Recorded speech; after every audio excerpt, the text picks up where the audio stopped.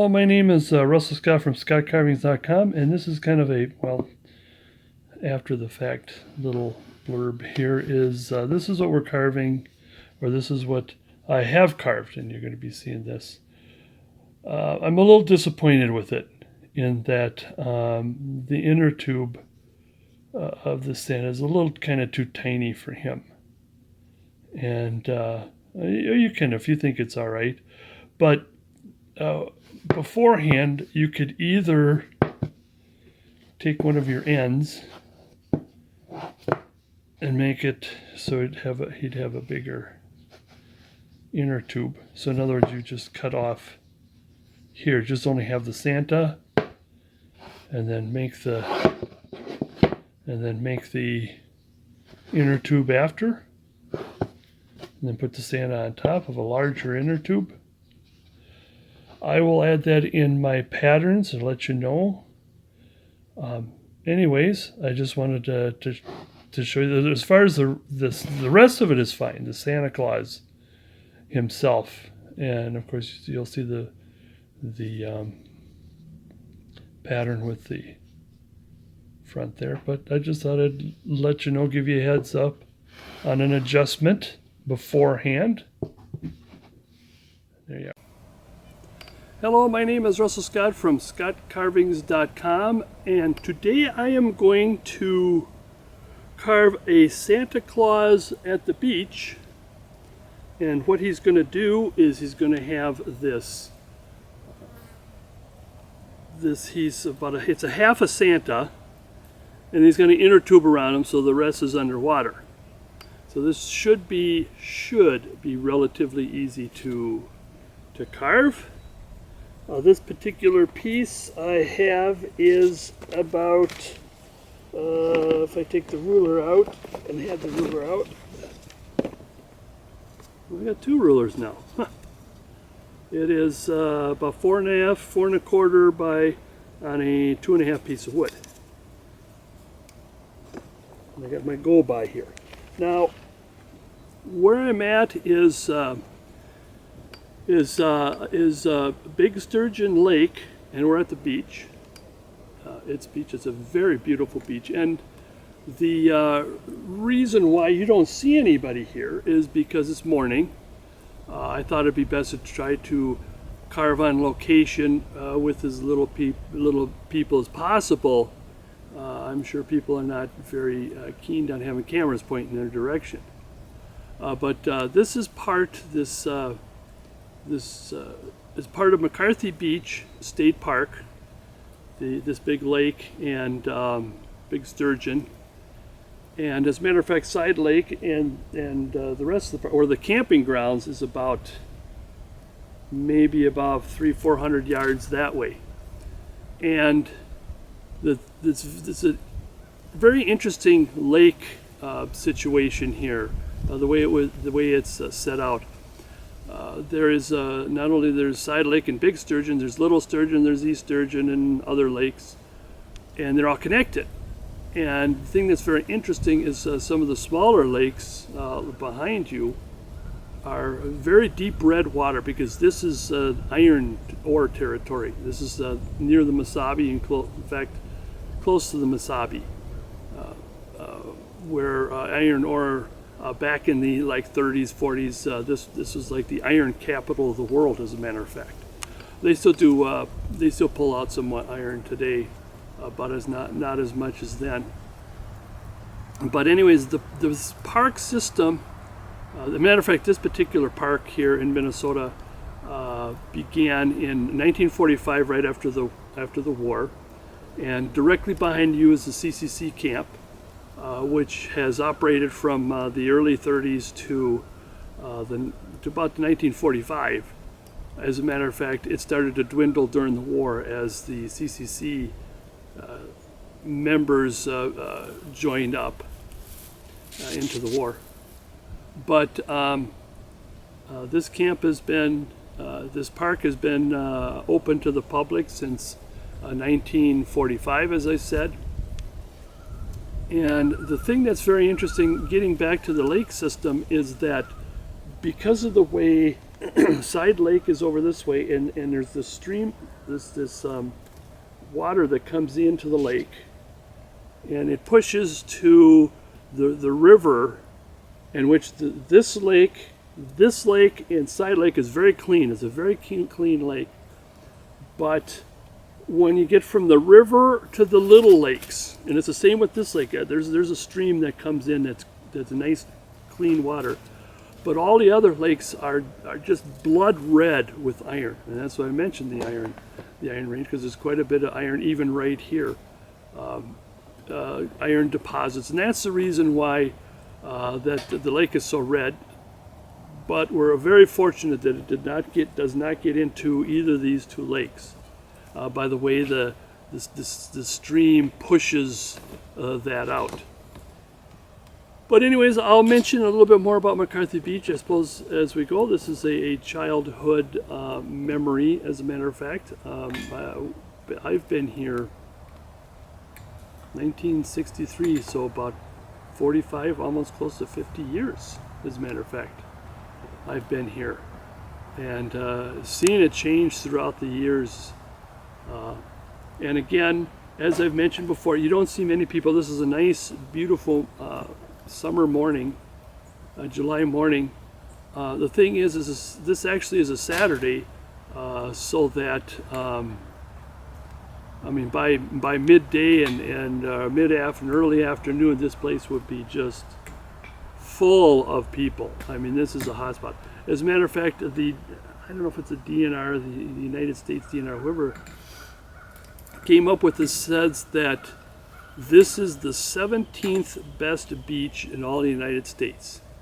And one of the main reasons is what you see here. Not only is so long, but it's also, it takes forever to get. The sand barge is so, the I want to say decline is just so slight. You can be out at about, I would say 2,500 yards. It'll just be up to your waist. However, the sand barge drops off, and then there are buoys out there that from that point drop way down. And a lot of the fishermen love that spot because they do their walleye fishing, and that's a favorite Minnesota pastime, is walleye fishing. And so it's a very beautiful beach. When it's sunny out, it's just incredible. But anyways, let me get started on this particular Santa Claus. This is actually part of my, I want to call it Santa Claus, undercover Santa Claus, because he's just this minding his own business, and he's looking for kids to make sure that they're not being naughty. And I think he's gonna. I got this one kind of easy. He's looking forward because I think he's looking at somebody. It's, oh, who's that? Is that a bad kid? So I want to begin penciling in. Now this relatively, again, if we were to go, whoops, I'm over a little bit.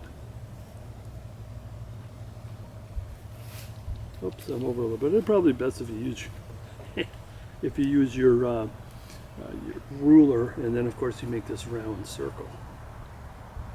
Now the only thing, what we will do is we'll just take and make a square peg into a round peg, except I want to leave just a little bit where the hand is going to be, just in case if we want the hand to come out quite a bit.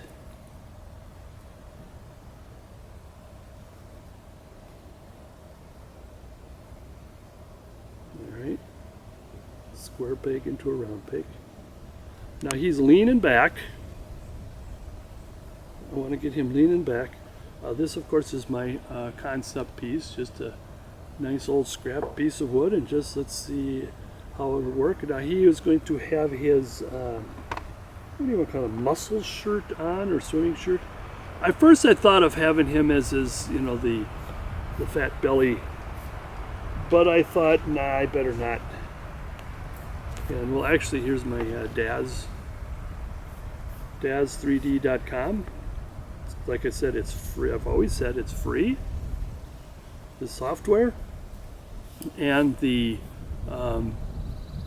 fact it is two-dimensional, pure two-dimensional. Their front, back, and left and right is two-dimensional, pure two-dimensional, which is perfect for patterns and carvings. Now, the only thing is that if, like this particular now, this Innertube you can make by yourself, but the other characters, you get some characters, males and female characters, and some clothing and some hair and situations and stuff. But this one here, if you wanted to get other things that get into the Vikings or the Indians and cowboys and all that kind of stuff, other fantasy characters, I think it comes with a dragon. But anyways, I always try to push it because it's a good wood carving development tool. Oh, don't take it away yet. So let's put this in now. According to this, and the thing that's very interesting is this is still I want to call it semi-concept piece, but the pattern you get will be where's my ruler? The concept piece, you will get the finished pattern, and which is much better than what I got here. And I'll probably be taking off a little bit more of this and that is not on your pattern. So you'll be looking at me saying, what? I don't have that piece there. So let's get that started. I think I need a little more Innertube. I think I got a little lopsided here, which is maybe the reason why we wanted a ruler in the first place. Well, we'll figure it out. And like I said, when we start carving, in other words, we can make this square peg into a round peg, but I still want to be careful around here. I just want to save a little bit of hand. A little bit of hand will go over, but the rest, you can see that the Innertube is much bigger.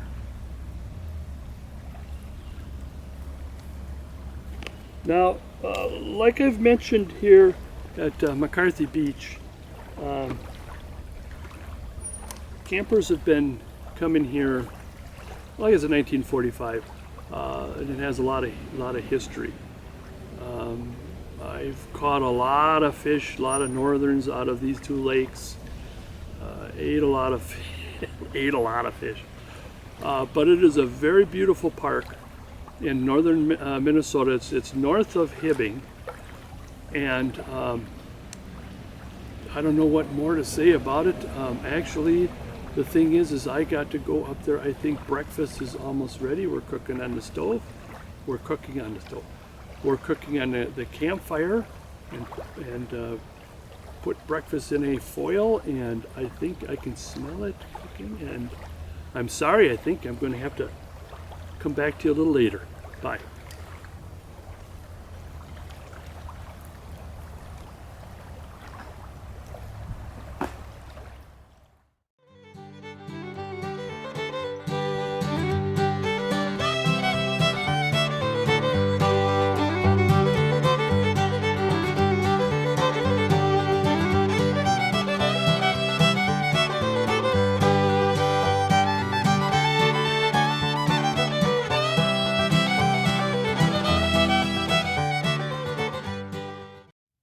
We're back at home here. I wanted to do the details at home.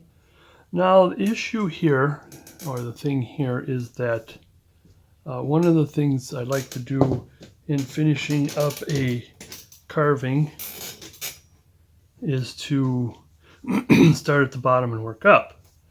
But the problem here is is that I need to, in order to get to the bottom, which is the Innertube, I need to get to the arms to get to the hands and make sure the hands fit on the Innertube.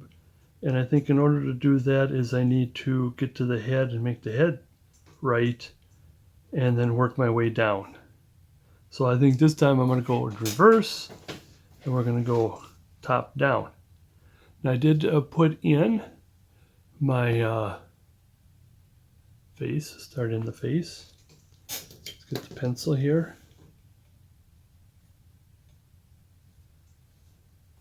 Shrink it just a little bit, or widen this a little bit, one of the two. Now he's going to have ears.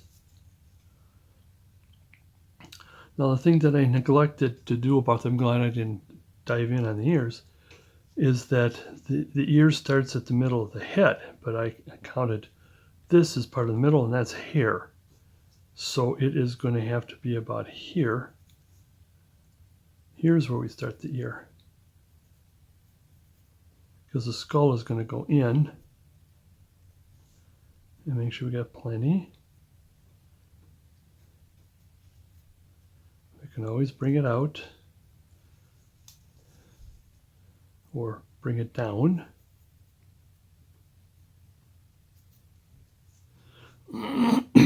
So, and then I want to get the mustache in, because he's going to have a happy mustache. He's the Santa Claus. He's not an old world Santa. That's kind of interesting, doing an old world Santa bathing. That would be interesting. And the beard is just going to come down. We can always bring it back. Let's bring it down a little bit more. And there's the head, back of the head. All right. Now, as I recall, okay, here's what we're going to do. That's my dad's. I'm going to go according to that. What I recall is that this is a hard piece of wood. And so I'm going to get my chisel, and away we go. And I'm going to start with, like I said, I'm going to start with the head. I'm going to have this fin up and that fin over.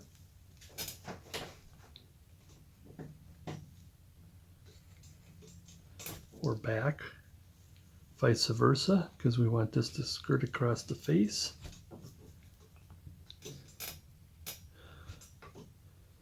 Oops, careful not too much of that forehead there. Grabbed a hold of it.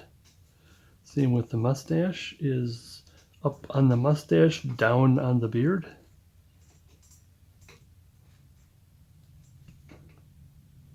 Up on the mustache, down on the beard.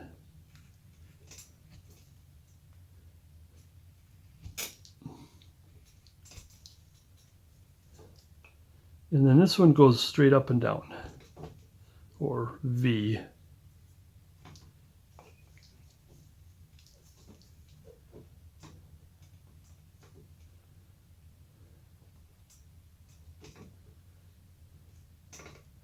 Is that going down? Oops.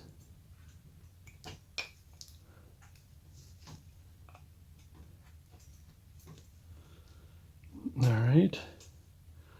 I think I could put the beard in. Now, up on the beard, this way, and down on the belly.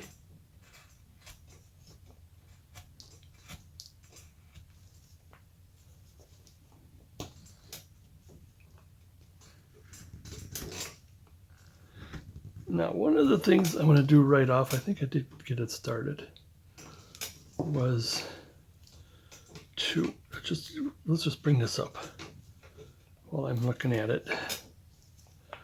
Take your V, oops, and bring this up. So now we can see that the shoulder is in and the belly is beginning. Okay, I did say we're going to get started on the face, and now I got into, that's what I always do. I always get lost in there. But what I want to do, just very quickly, that helps the face, is let's round, oh yeah, that's still hard. Let's round the shoulder a little bit. Then it'll all fit a little easier. And then we'll get back to the face.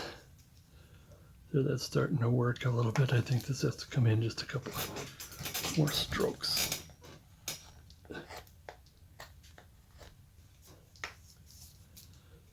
Oh, and that's one thing I forgot is this part.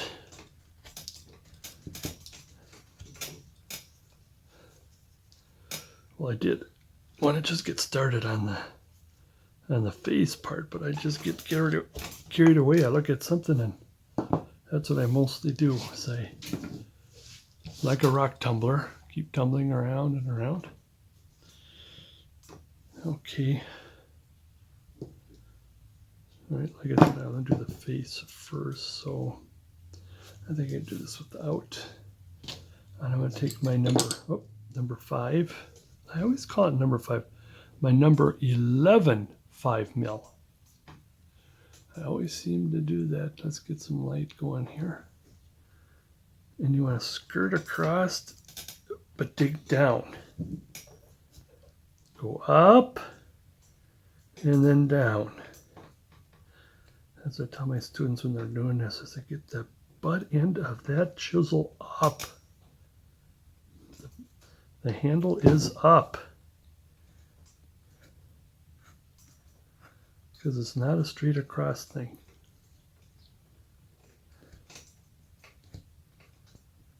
Now we don't have to worry about it being too deep. Right now we get our littler chisel to do that. Skirt.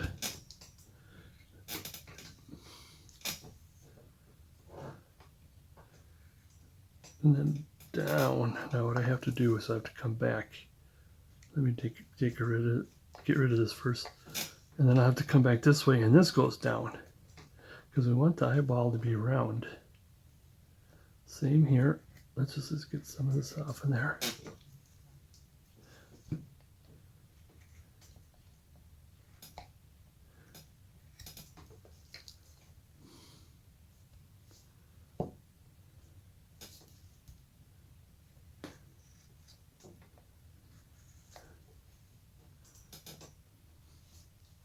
All right, well, I want my small number 4. 4 millimeter 9. It's a 9 4 millimeter ish, give or take. Here and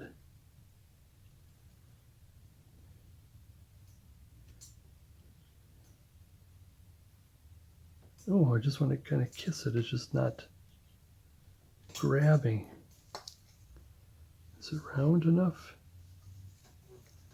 I mean, it's wide enough. I don't want to chance grabbing a hold of it and make it thinner. And then I want to go upside down, 30-degree angle.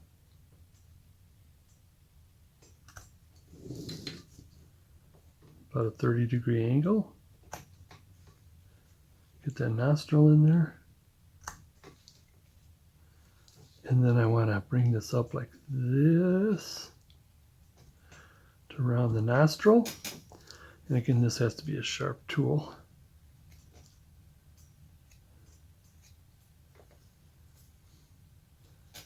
And I'm going to kind of leave it at that for now. All right, I am going to take my knife and start digging in. Oh no, one more thing before we leave the eyes. I just want to make sure that the eyes are ready to go. My tiny number 9, probably about a 2 mil, 3 to 2, 2 to 3.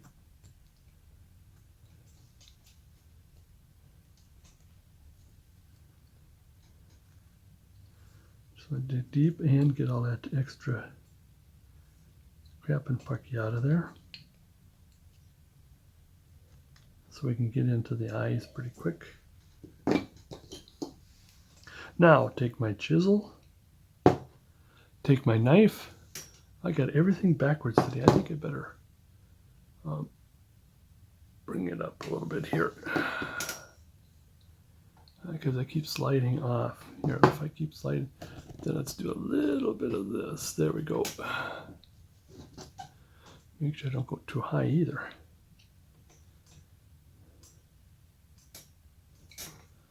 So I want to just go along with what I had cut out. And oh yes, this is a hard piece of wood. But we'll manage through. Oops. I started to go up off track a bit there. Now, I want to clear off what I just cut down on, because what we're trying to do is lift that face up. Like if you can grab that face and pull it up. But instead, we take the knife and we push the wood down.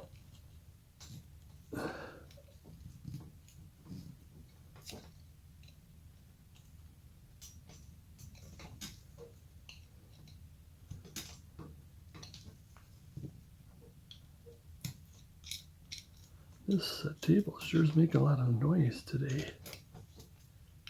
I'm trying to lift it up off the table as best I can, but is that because this is a harder piece of wood? It's kind of a little hard to hold, especially when it's bearing down. Oops. And again, pull this out. I want to be careful not to hit my thumb, and I don't go too deep into his face.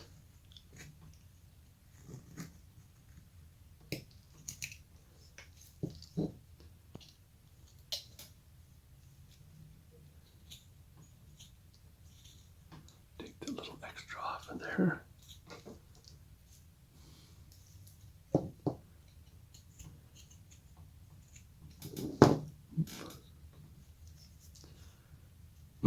Let's round the cheek and the mustache. Mustache goes a little bit, tucks under a little bit.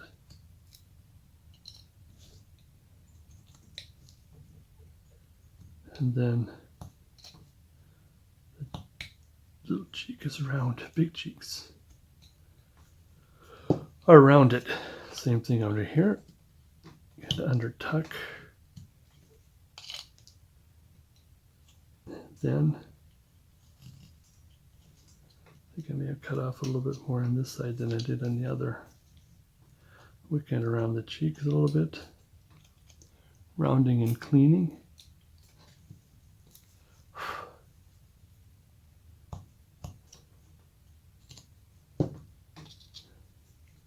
I'm going to take the marks off the nose while I'm here and just kind of round it right there. Round it right there. And I'm going to go in a little bit, just a little bit, and across to make the nostrils come out and the nose remains the nose.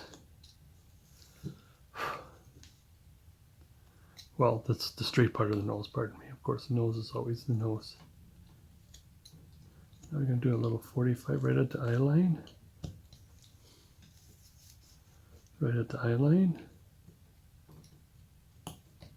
Because we want to be able to see, there you go, see some three-dimensionality. Okay, let's do a little brushing first.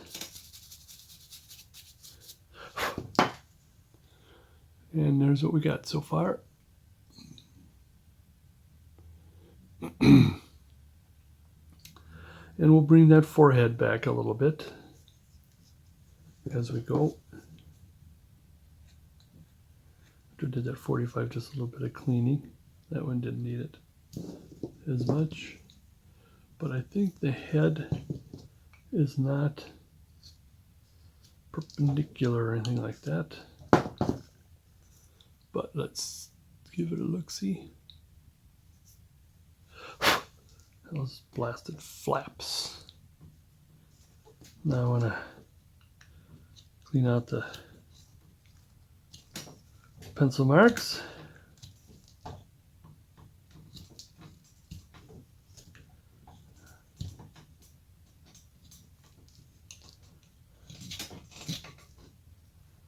All right, I want to bring out the ears just a little bit.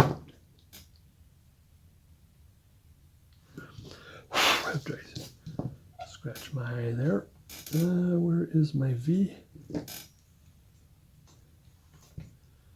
Begin again. This is about straight up and down actually,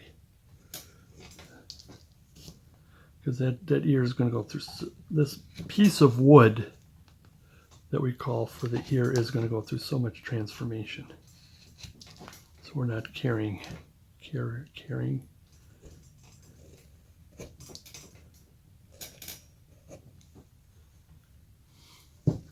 We're going to come across. Not too deep, because we don't want to get that skull, that top of his get too tiny. I mean, it'll still be caricature.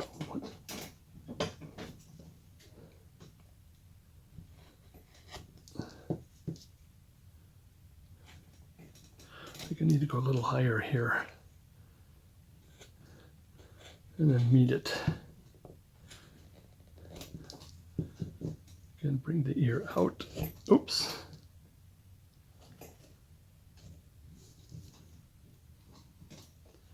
Ear out. Ear across about here. All right. I think this ear is, I need to trim this one just a little bit to fit the other.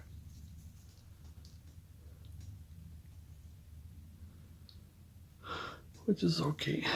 Maybe a little bit more trim on this side too. All right. Now I just want to get the ear, like I said, started. The first thing on the ear is, of course, the ear goes in this direction. So what we're going to do is, well, since this is hardwood,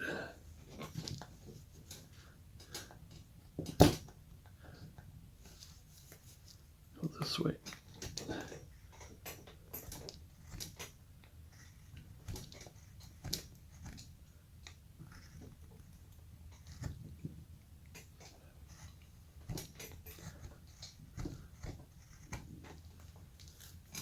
So we're trying to bring that down. I want to get it started with the chisel.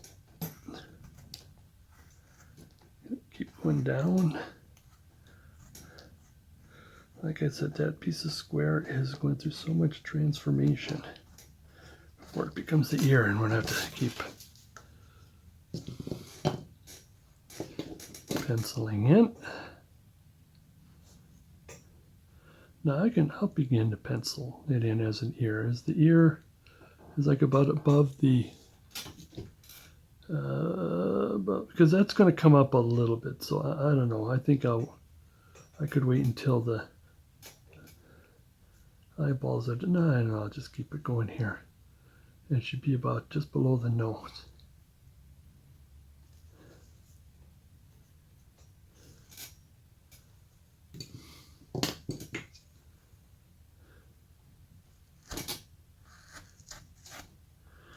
Then I'm going to go kind of beyond here.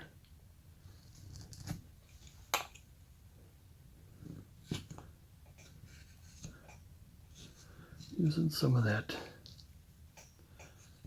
straight edge as a straight edge tool.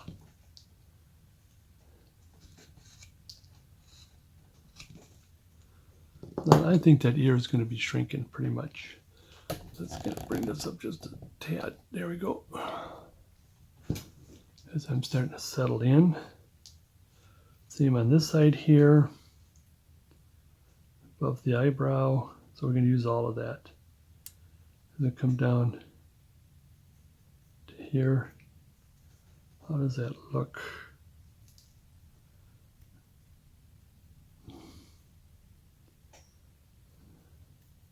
Because I think it is going to be shrinking pretty much as we go. Now we do this flip up and down. I'm going to do just a little bit more because a lot of this is going to go away here.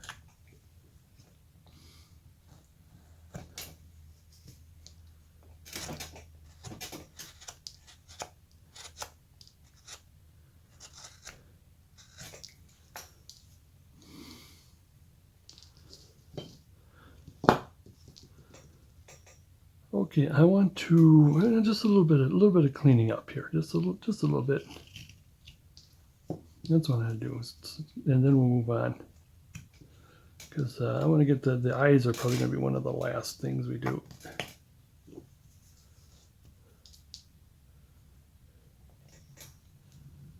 All right. Now what we could do is get this started. Do a top cut. And you can just kind of start beginning the coning process here. Careful.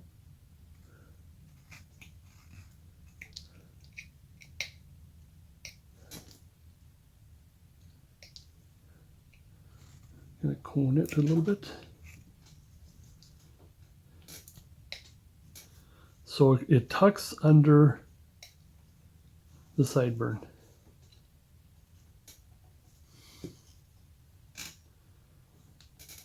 I'm not gonna, I shouldn't be worrying too much about this right now because it's gonna get quite a bit smaller now.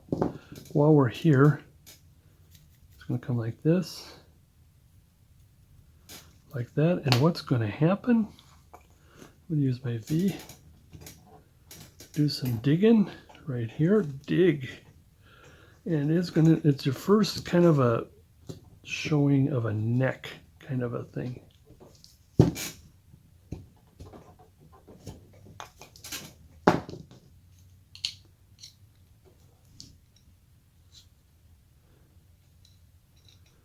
I don't know, I think is this the first time I did a video on a bald Santa? I don't remember.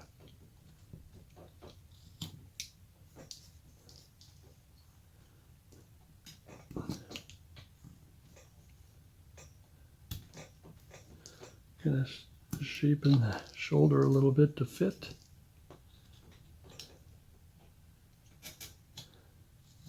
This is going to come up. This is while we're here.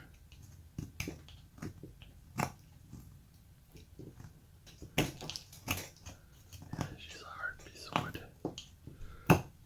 That's hard. That's a hard one. It will shape later. Now I'm just going to get this all started. There we go. Oops. Still a little bit more done. Let's take some of that. Well, we don't have to take, like I said, we're going to make it smaller, so we don't have to take the pencil marks off. Take those flaps out of there. And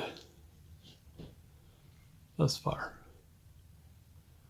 We could probably even keep that ear, but I'm sure we're going to shrink it. I just want, it gets kind of getting our bearings, as it were. And just a little extra there. Like that. RKO. Let's go move forward is, like I said, we're going to see, what did we start with last time? Stop cut. And just begin the, you're going to tuck it under the ear and begin the coning process of the ear. So it gets tucked under. Yep.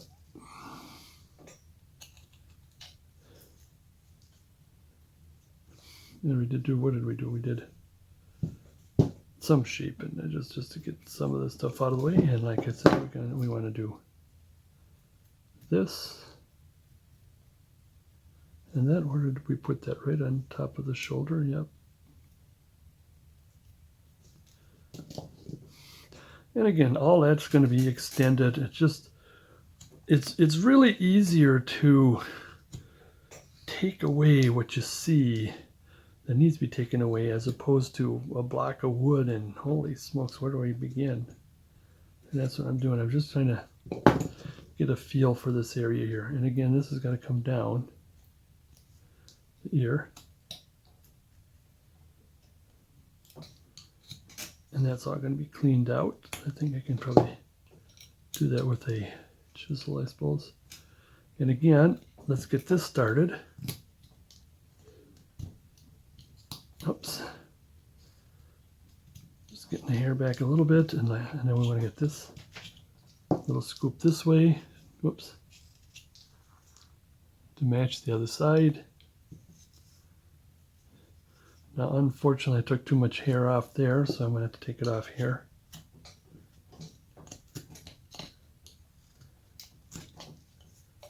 Careful I don't take too much on this side and I have to go back. But we'll come back shaping. And like I said, I wanted to get, since we're right here, I want to be careful. And just do this. I'm going to do the back just to get started here. I want to just round this a little bit, because I want him to be sitting back.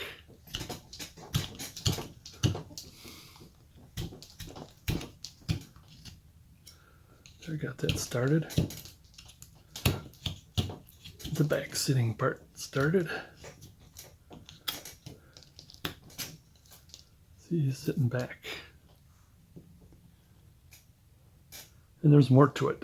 I think there's more. Much more. I mean, we're in the right direction.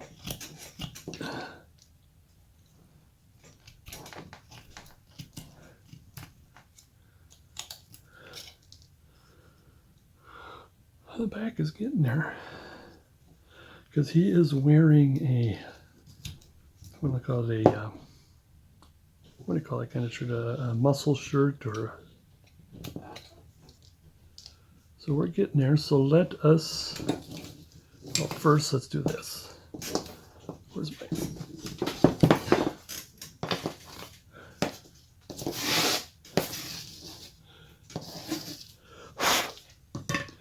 all right, there's a little look-see. Like I said, I wanted to just begin the leaning back process.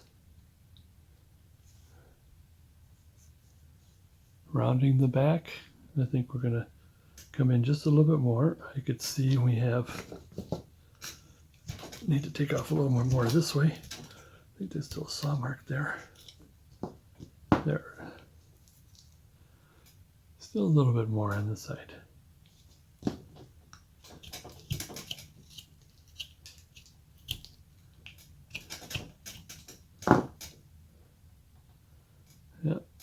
And I think quite a little bit more coming in, because I think we will still need to have a center line down the back.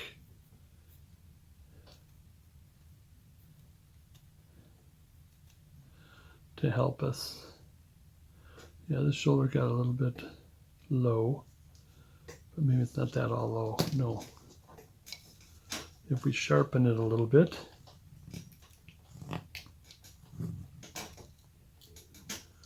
then we're good.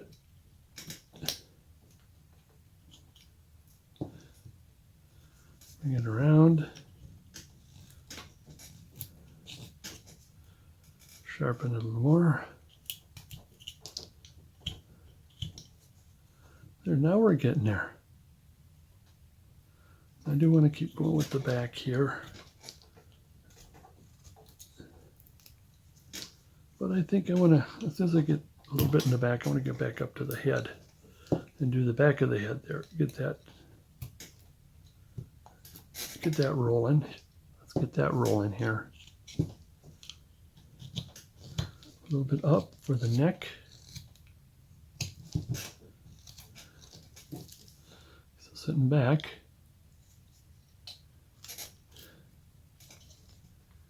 Oops. Watch the direction of the grain.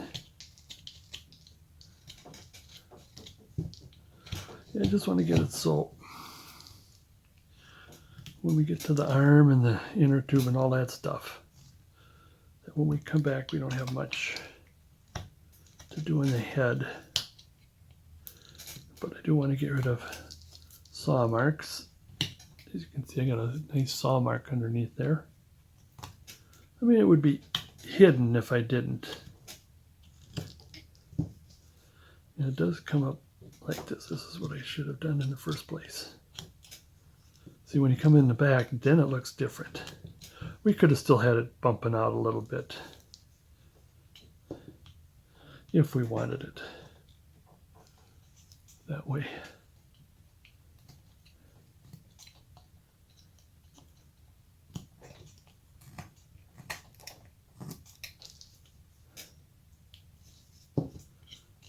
Bring the neck up a little bit. Yeah, now I'm starting to see it a little more. But before I do this, before I go on, like I said, I want to get this head almost shaped. I think we will adjust the ears after we do the eyeballs. But the more we get done on the head, the less we got to do at the end. Because I do want to get to those arms, shaping those arms. That's the next really big deal. But I got to get there. Now some of my other Santas, now this guy's completely bald. What you could have done is put a little bit of a sprig of hair. I've done that many times if you wanted to put that in. I'm not going to. You know what I should have done is you should have had some kind of a cap on. Nah, he's sick and tired of wearing a cap, but when he's out on that beach, he wants that hair to, he wants that bald head to go buff right there. He wants that out. Get some sun to the top of that head. He's worn enough hats. He's out bathing.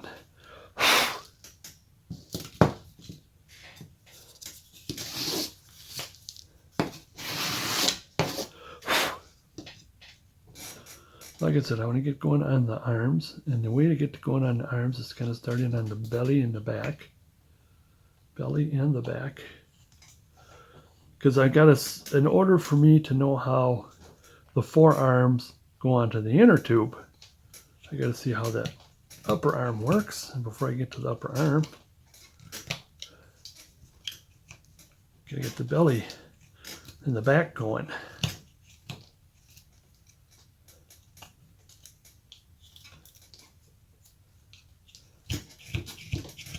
I do want more belly than beard.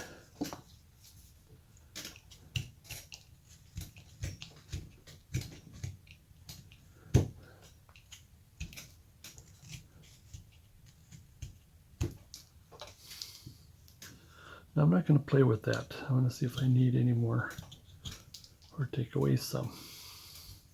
And now the belly, I can get into more of a, there we go.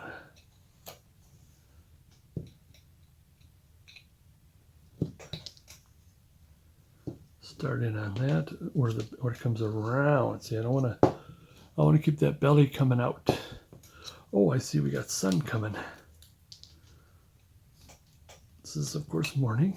And it's more of a detractor than anything else. I'll just pull this right here for now, just so I can finish this part. It's going to go farther down. I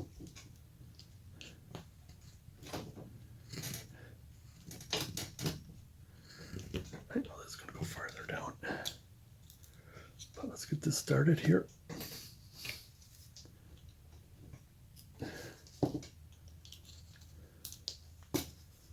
Oh, I did pry. It's a good thing it came loose. I did pry.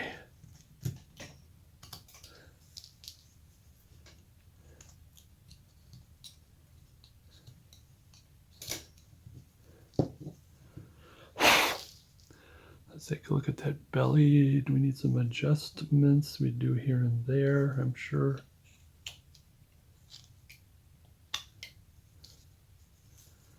Not right a lot. Okay, let's go in the back a little bit. Since we got the front started, let's get the back started.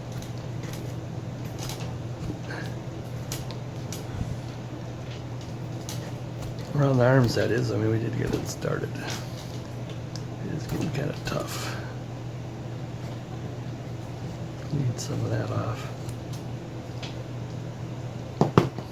And there's quite a bit of arm that's going to come out of there.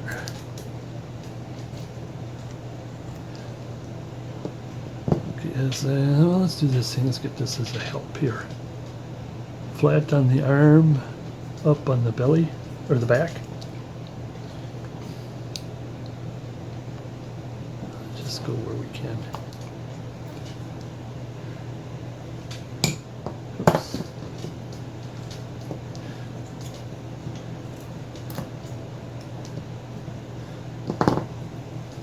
Flip. Oops, flat on the arm. Sorry.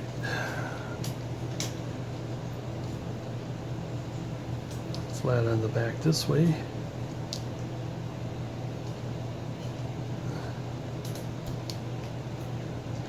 Okay.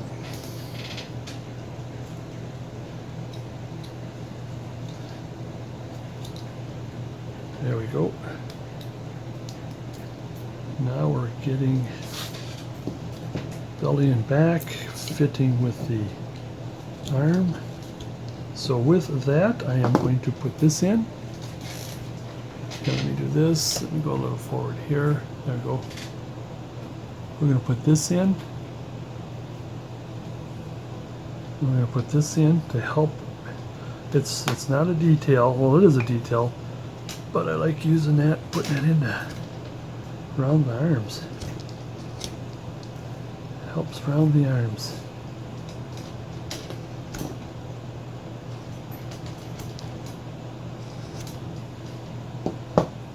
And so let's see if I got that relatively straight in there. So then this arm's going to roll this way and come down, come way down. So that forearm is going to begin to shrink. But I want this arm to go back a little bit, so it'll bring the forearm a little forward. So I do want his arm to go relatively straight down.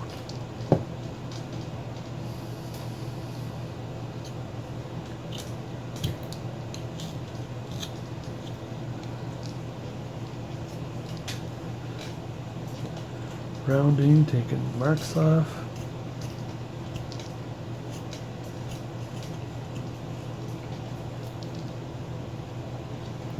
Taking marks off. Take a V to kind of clean that, just to clean that a little bit there.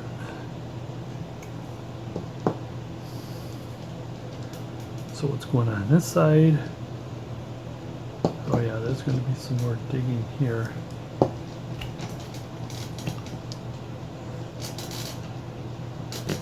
Digging on that forearm a little bit to get to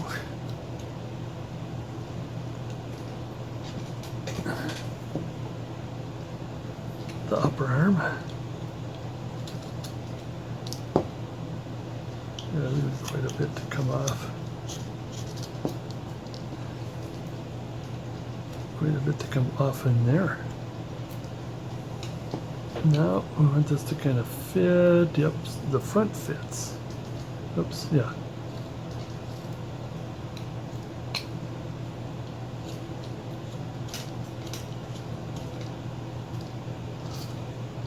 The front fits, and like I said, rounding is what we want to do.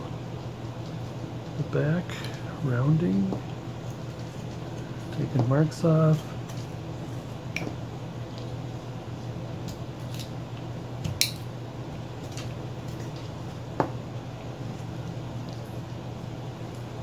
That's why this looks like it's bigger. It comes out that way.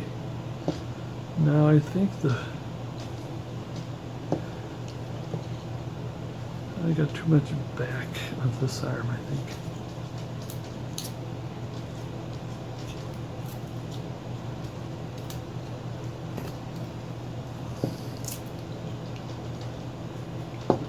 getting some of this off with the back arm and inner tube. Now where we're at it, let's take a look at the back.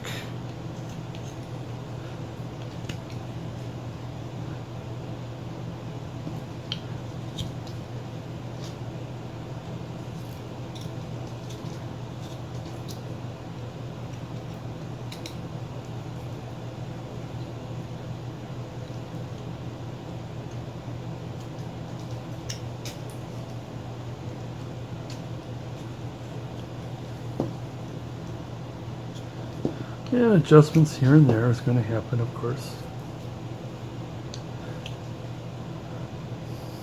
So, oh yeah, I can see what's going on here. Is I need to straighten this out this way.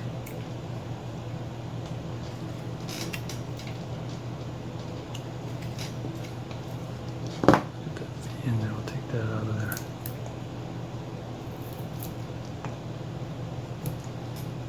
Now that's getting better. Clean up what we did here.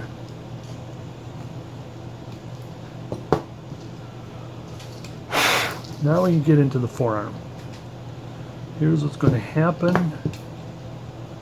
We got the forearm, the wrist, and then the hand. Forearm, wrist, and then the hand. It's going to go down and then back up again.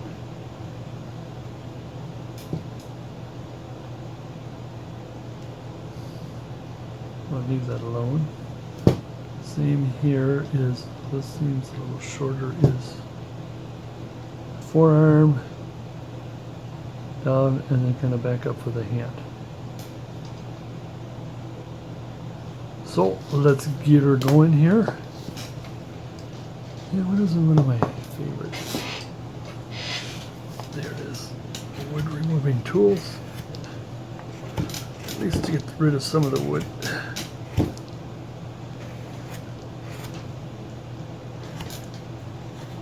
Oops. Get rid of some of that wood. A little out of time because I'm at that point where I can feel the break. If I go too far to the edge, it'll break.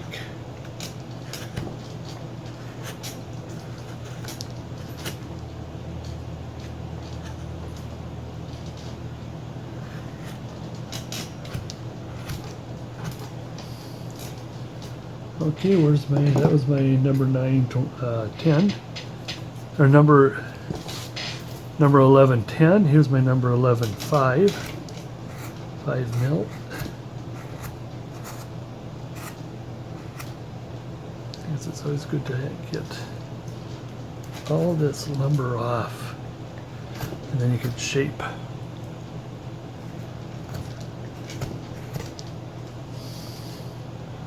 Followed by my V to begin the cornering process here. We're going to corner. Put the corners in.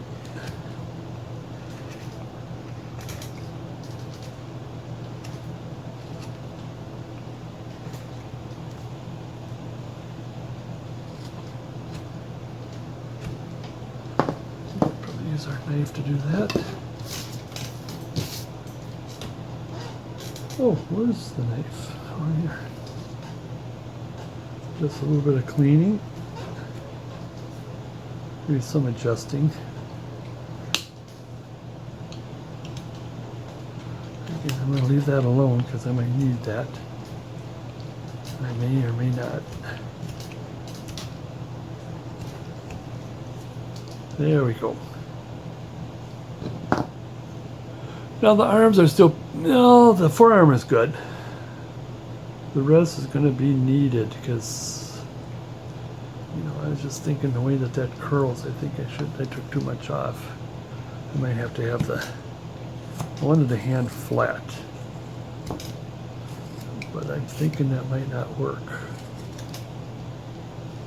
Well, let's work at it here and see what happens.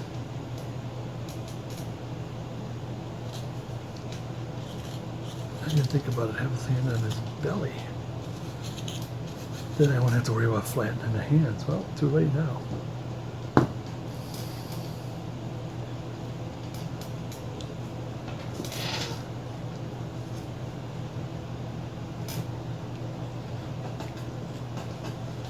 Getting the elbow off a little bit. That, by of course shrinking the elbow, makes the forearm look a little bigger.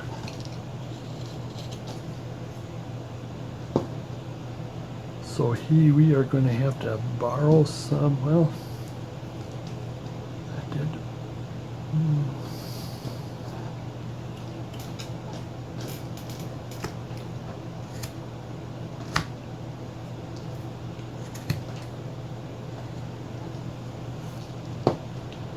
Here's the wrist.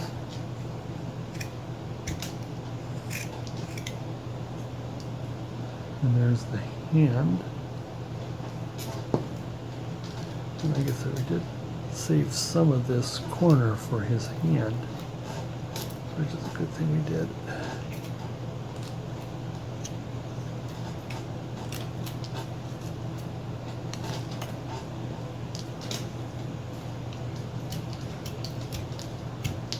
And finally, we're getting touching the inner tube.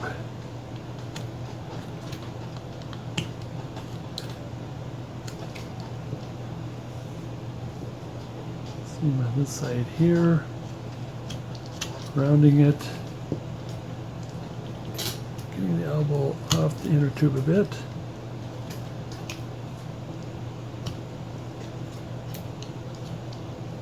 Oops. Rounding this. Did I round that in there?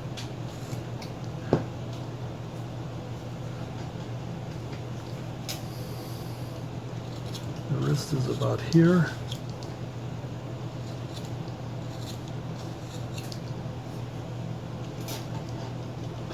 I might need some of that. I think I will be needing some of this here a little bit. Flattening the hand.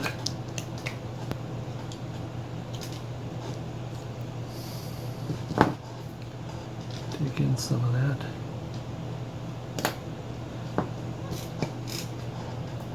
V-ing this. I think I just got my knife in there. I didn't V it, I just put my knife in there.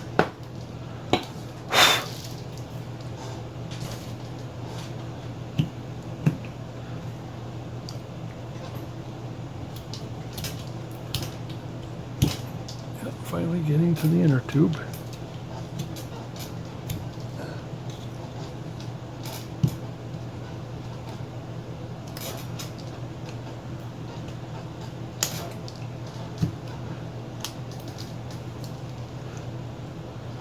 All right.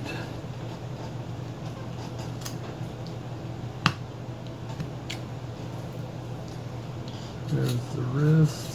See, everything looking good except the forearm, except the hand. What are we going to do about the hand? I think the hand will be all right. Yeah, we're going to be all right with the hand. This should have been more back a little bit.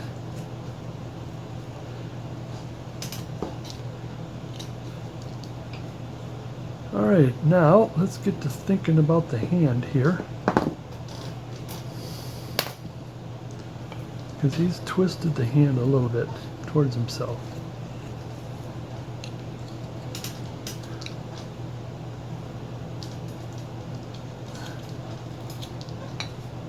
Back here.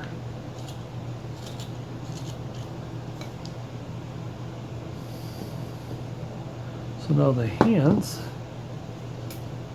are going to be something like, let's see, we still got, okay, we got the wrist. Hold on, we got the wrist. And then the butt of the hand. And the fingers are going to come up and come back down again. Here, this profile like this.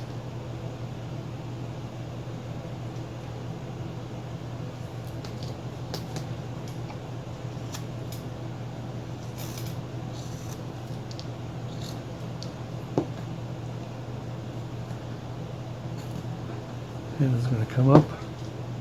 There's the butt of the hand.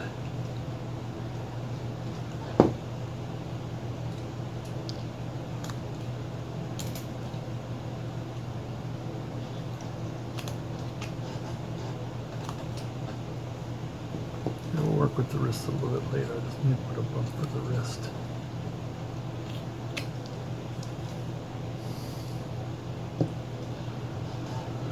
Okay, now the hand is going to actually has to come in this way.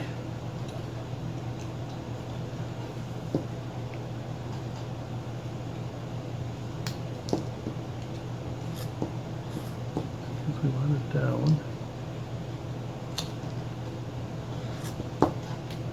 And then we're going to come back down with the fingers this way. Because we want to kind of bow the hand a little bit at the point of the fingers. And then come down. Okay, now we're getting there. So, see the okay, where's the middle? There's what would be the middle. Oops. There would be the middle of the hand. And we got the and the forefinger, and then we want to cut this back. So we cut that back there. Careful we don't take off part of that inner tube. Onto the hand. Like I said, I want the fingers to be touching, be coming down.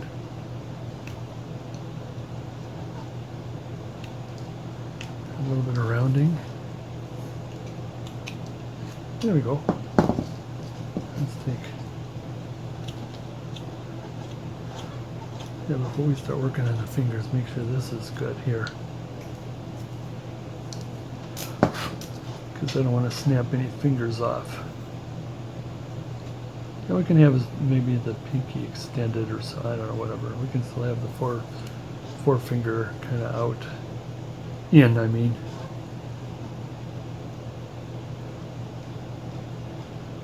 Okay, let's shape. Let's see, I want to get more in here and then up.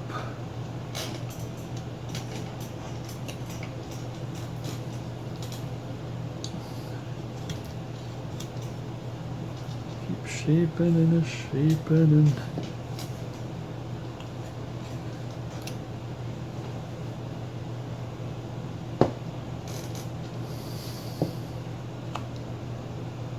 maybe come back a little bit more. The more we come back, the more forearm we have.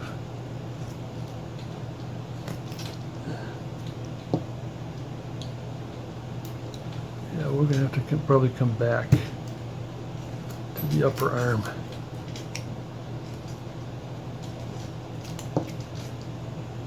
On both of these, yeah, let me just give it a little bit here.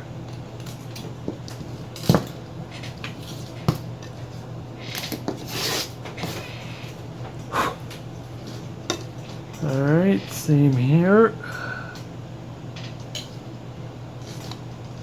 Start a little bit coming down. But let's get to the forearm first. I did put what I thought the wrist was. The wrist is going to come up, it's going to come down, and then come back up again.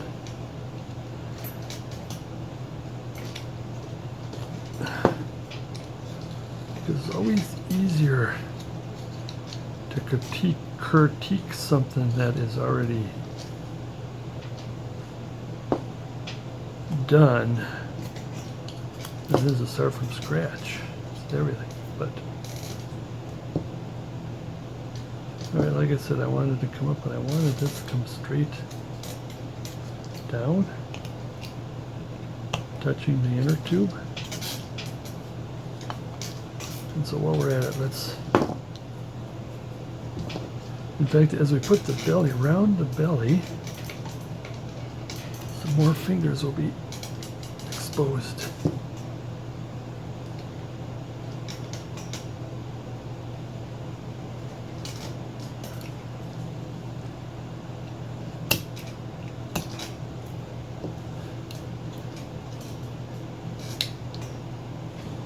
Getting off screen here.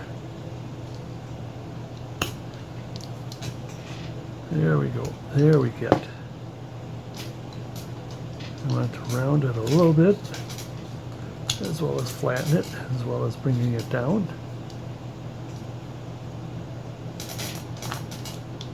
One more hit.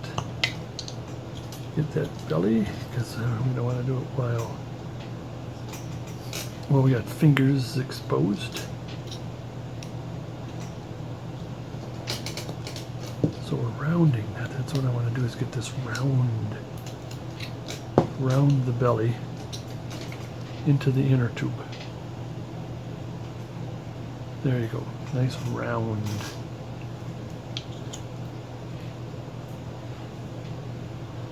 All right. Like I said, I want this to come up and then back down right here.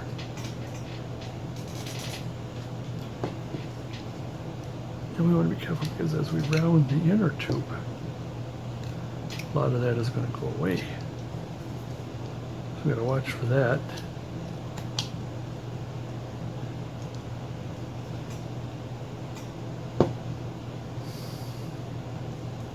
Excellent.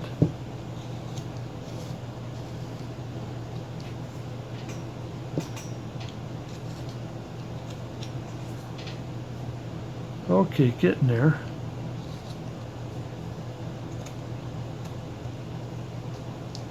And it's the same thing. So here's what we got so far. Let me clean it first. We got the hand and the belly and the inner tube coming together.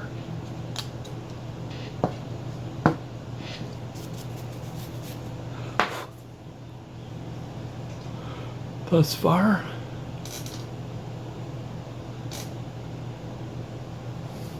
Pencil.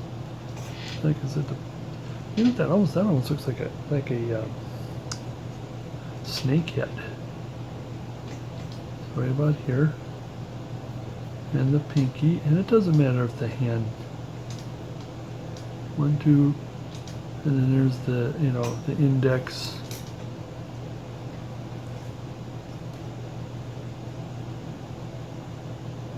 Is in there. Of course, the thumb too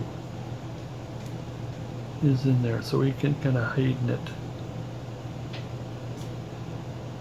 Well, if we were to thin it, I think that's the problem here. Thin this a little bit, then we can probably get in there. Do we want another belly? Take the belly. Oh, here's this little part here. I neglected to cut out this little divot right here. Little dip.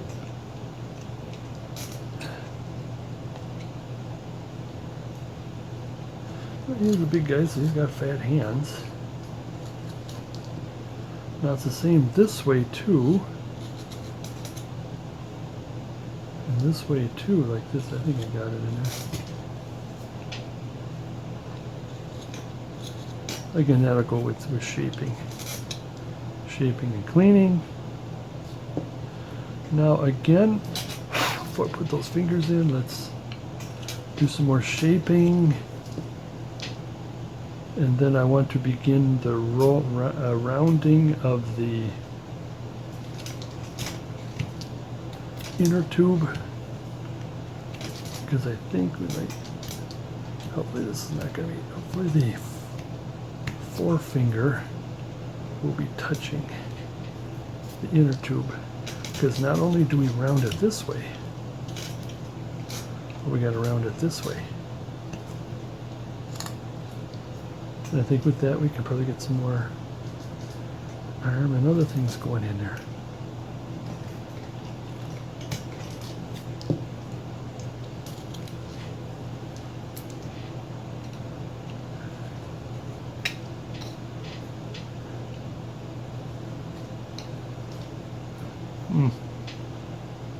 Yeah, it's kind of starting to get away from me here. That hand, I think it's too much forearm here. And still quite a bit of shaping and all. So what I want to do with the bottom, we could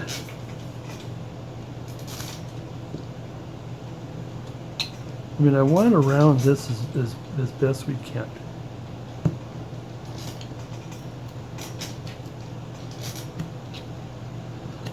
finally made it to the inner tube.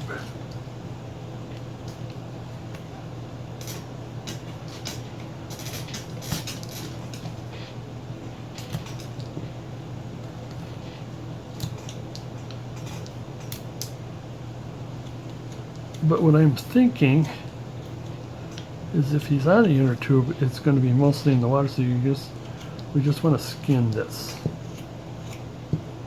We just want to making about here. Here would be the center of the inner tube because it's in the water.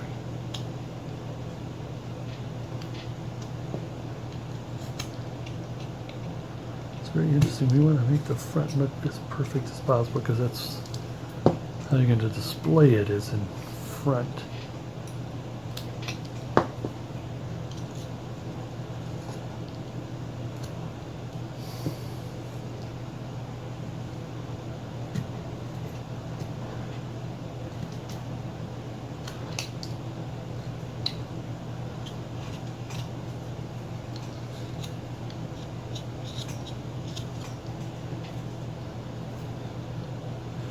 Still rounding, rounding, and rounding, and adjusting. How does it look after we rounded it? There'll be a lot of picking. Like I said, I don't want to waste too much of your time picking. I mean, we can always pick. I can pick, and you can always pick too.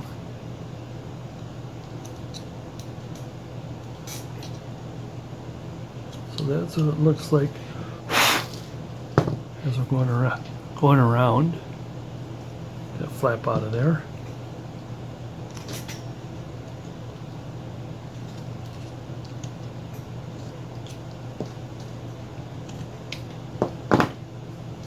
Just some more rounding to go.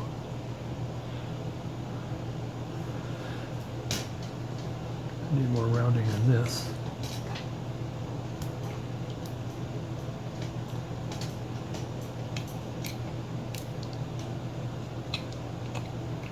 Now what we want to do before we leave the front is I do want a little bit of there to be a rounding and then a little, hopefully a little bit of a shadowing going on in here for separation. There we go. Well, I'm here to just do a little cleaning.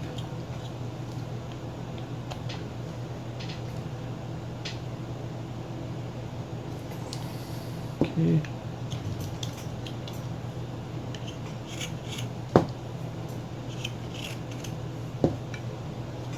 Get the pencil marks off. We know that's a Santa.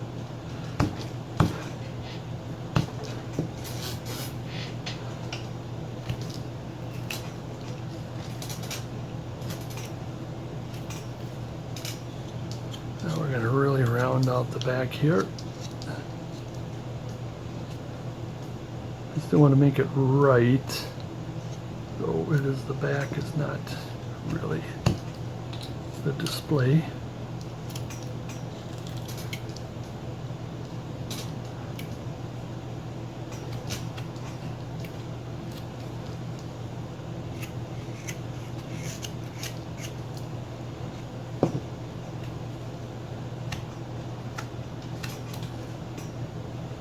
And as I have mentioned, as soon as we get, well actually as soon as we get the back done, see there's still more shaping of the back and the arm, is that we want there to be some separation and shadowing there. Let's get this part done.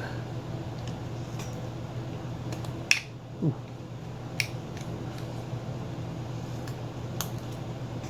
That was a snapper.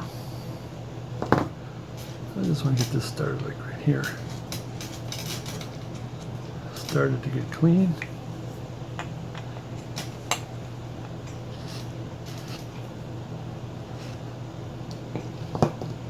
And again, rounding.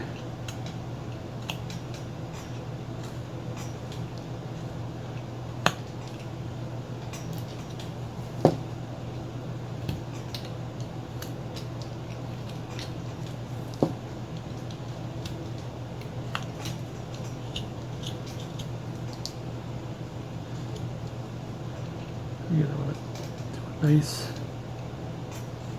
shadowing effect. Coming down.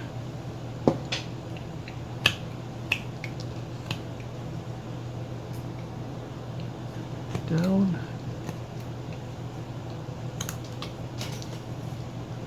Let's at least make it sharp. And a little bit of rounding. A little bit of rounding here. Before I get in there, just kind of, with the exception of the, the hair and the muscle shirt, I just want to be done with the back. And just straight down.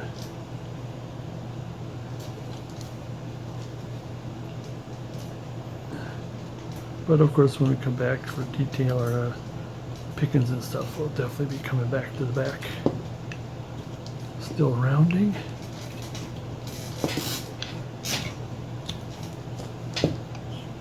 And all the way around.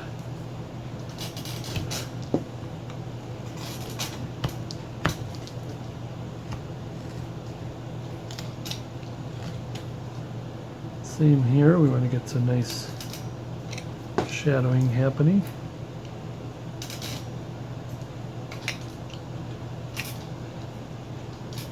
Cool.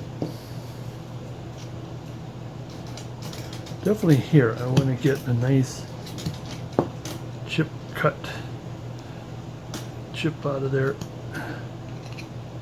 if possible, to get some nice, even more. Same with on this side. It's a nice chip because it's rounded this way. It's rounded this way. And it's rounded this way. I want a nice sharp chip with a nice dark, extra dark. Of course, it depends on how the light is. If the light shines right on into it, it's gonna. Now, did I do that on this side here? Did I clean? Okay, the rest is adjusting. I'm going to come in here. And I just want to do some separation here too. Same thing. Same thing.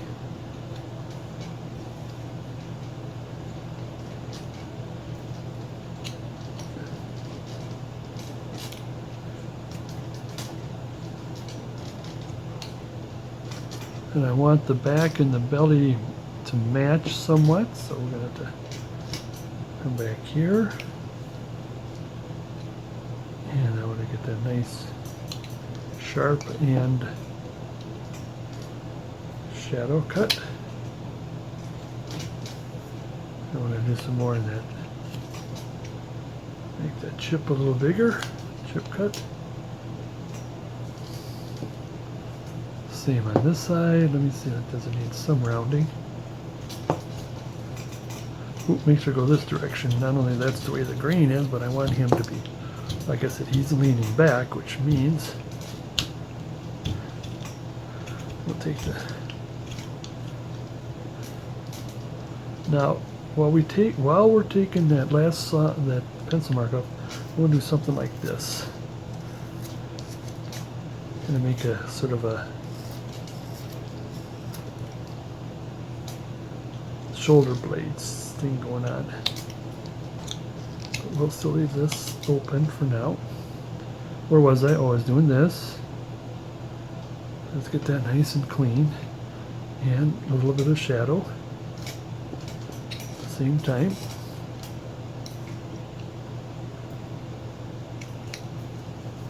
And round in.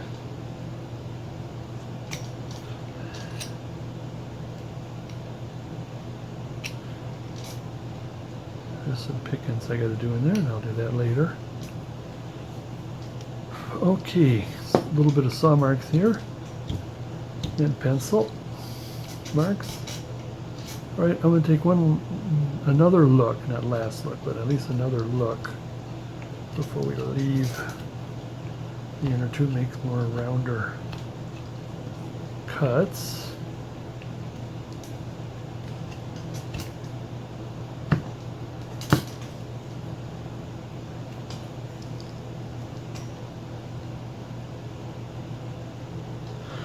And I don't care if it's a little weird shape because he's in there and he's making it more weird shape.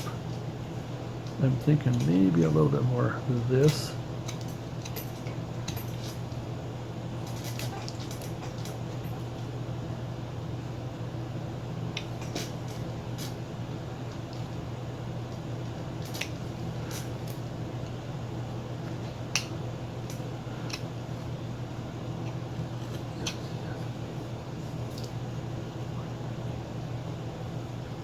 And same here, hand.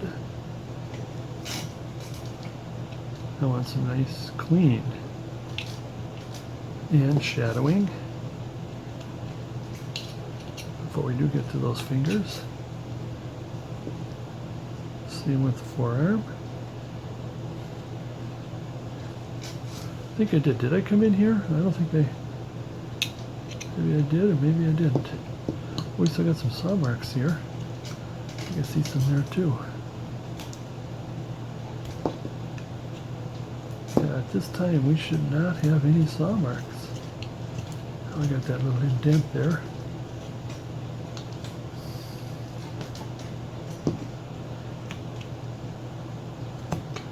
How did I do on this side here? Let's do this one.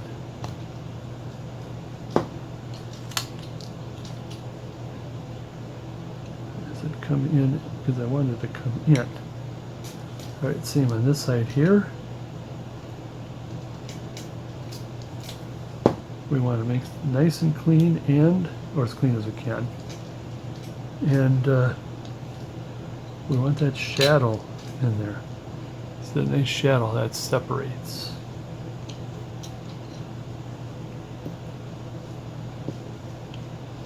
Just a little bit here for the shoulder. Bottom part of the shoulder. Take off an anomaly there. Made it worse. Rounding where it all needs to be rounded. Get rid of that flap. I mean, okay, now we're at the point. Let's get those fingers in.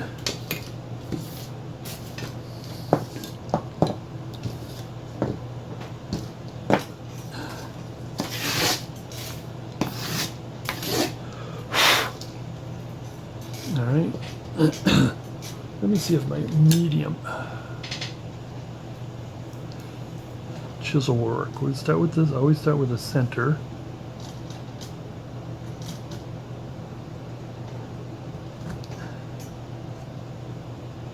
And then we can, and just a little bit here. Now I want to be careful with this. Come down with very careful. Another, start with a little and then work, because you don't want to take off a big hunk.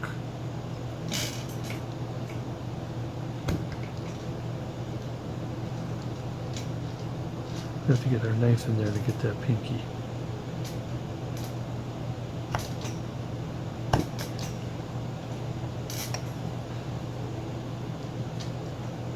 All right. Back this way. Middle finger. Careful we don't take a chunk off, just be slow. I think it's going to have to go this way. At least this point has to be this way. Same thing again if we can. Down.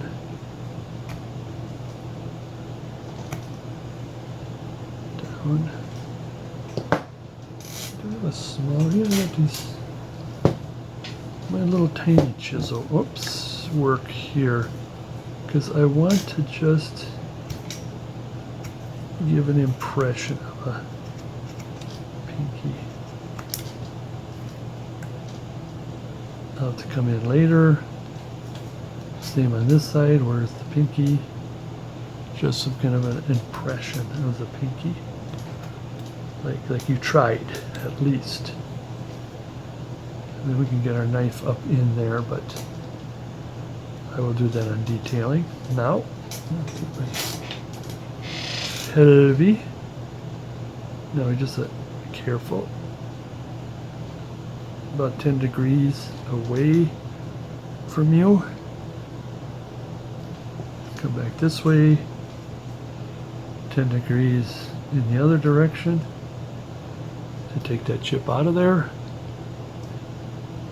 And again, trying to create a little bit of shadowing. I guess this is not working out very well. But I did want to touch the inner tube. I hope I didn't screw up here.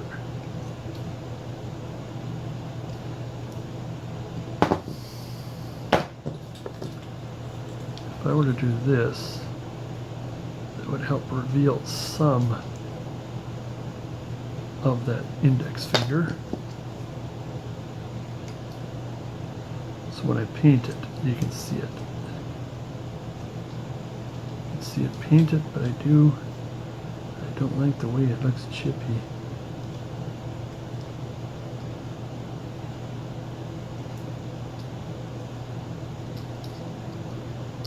Okay, now I carefully bring some roundage.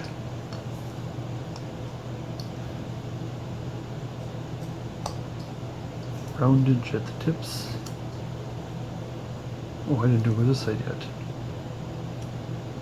Carefully about 10 degrees this way. 10 degrees this way, almost straight down, but at least we can take something off.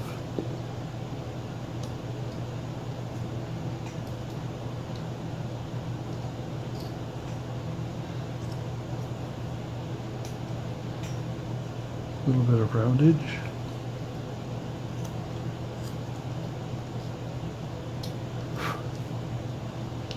Now what we need to do with this pinky is to bring it up, there we go, towards the hand. And I'd rather bring it down a bit instead of bringing it up.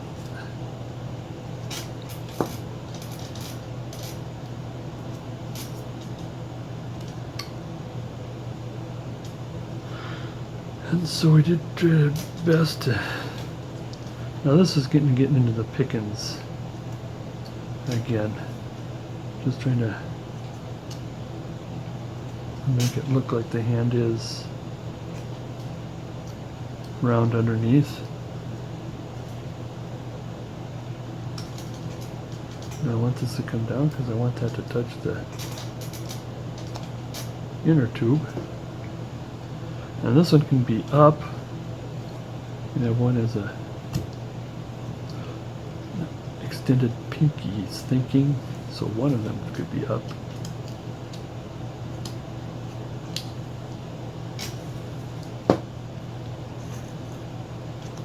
Alright.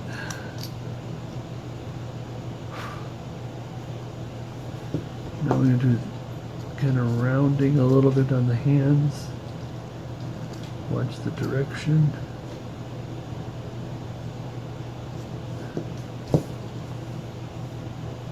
I did this side. Did we do this side? Yeah, we did this side, but how do we do this side?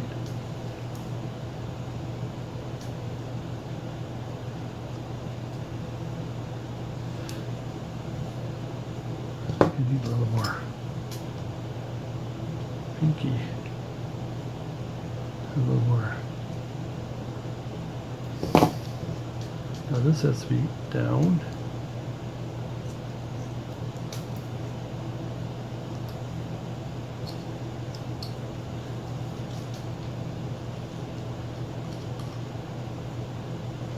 This is going to be rounded a bit.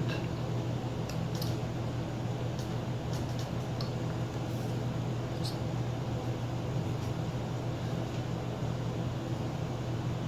got to be up.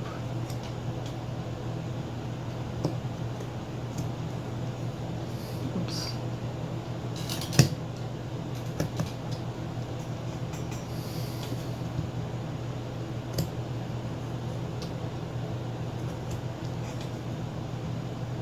All right.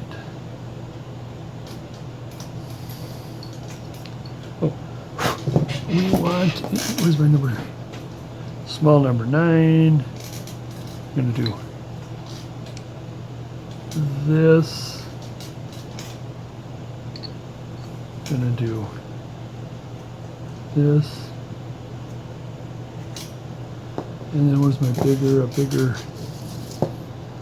number 9. I think this might be too big. I know this is too big to get. It's not too big for the. It's too big to get in there for the rest. Just to. Yeah, it's too big. But then where's my knife? Right here. A little more shaping and getting the hand down, forearm, and getting it up. There. It is the best we can do for now.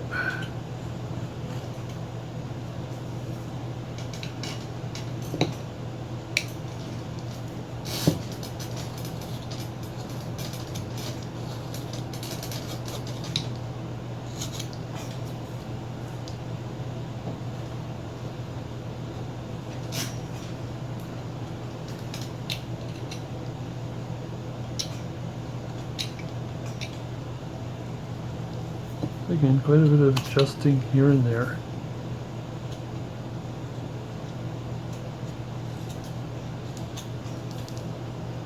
Well,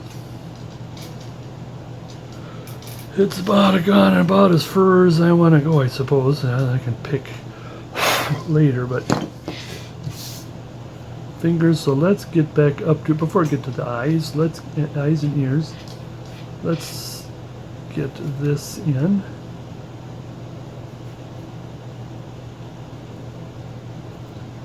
His muscle shirt in, and it's going to be mostly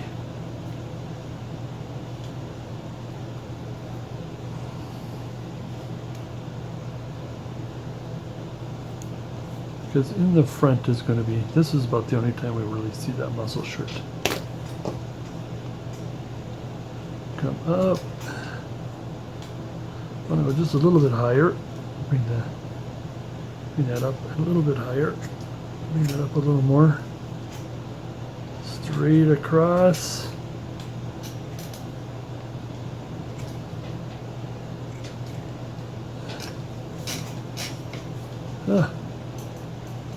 Yeah, because when you paint him, you know, like paint whatever color you want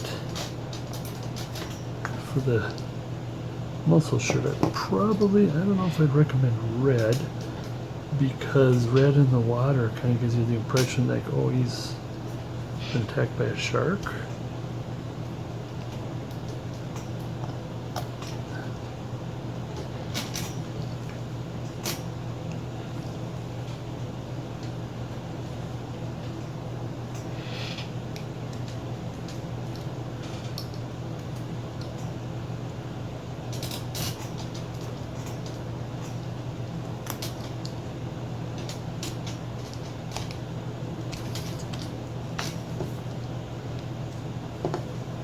And now we need to do some cleaning and, cleaning straight across. And we need to go undercut, and let's get some shadow in there, hopefully.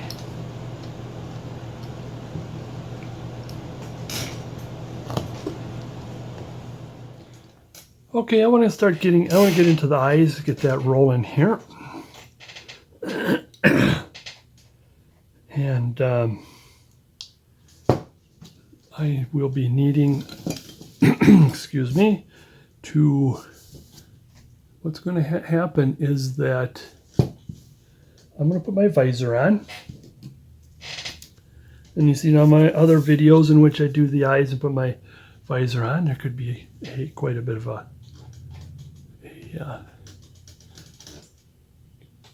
I have to come up to here. Let me get it so it's comfortable to me.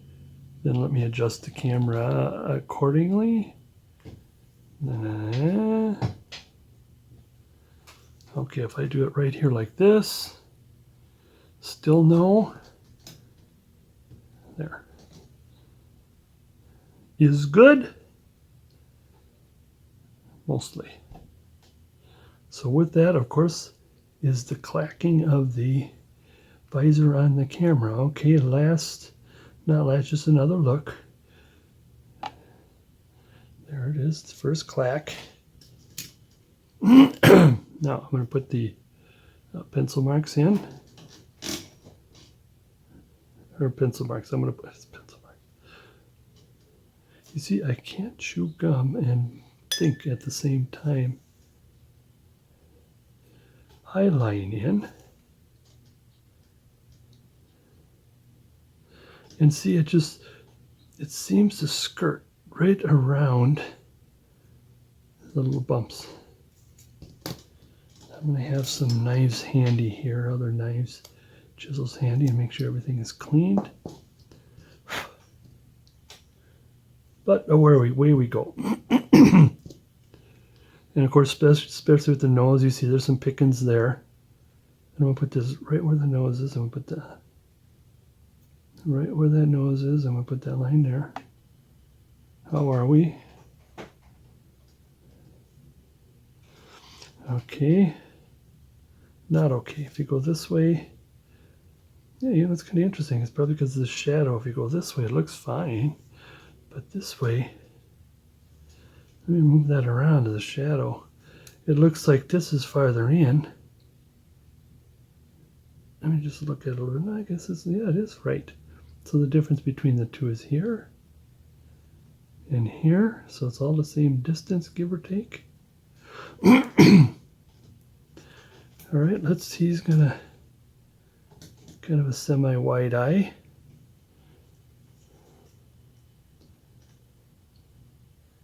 This time I'm gonna do one of these where it's down like this and comes up. So it's wide in on towards the nose. It'll be the widest instead of it going more of the Native American or the other one, the chubby cheek version of it. Well, this is kind of more like the chubby cheek version. What am I talking about?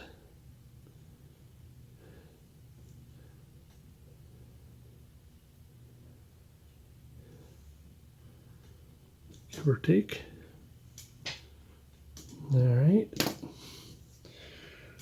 Knife. I did neglect to give it a quick polish. The tip, because the tip is what I'm going to be using.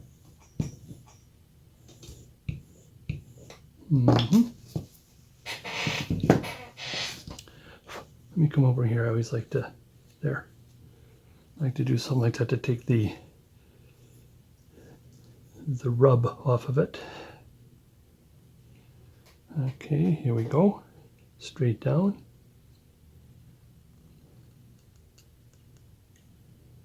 So it's a nice firm. It's kind of firm. It's not, because you'll see. So you follow this line like this.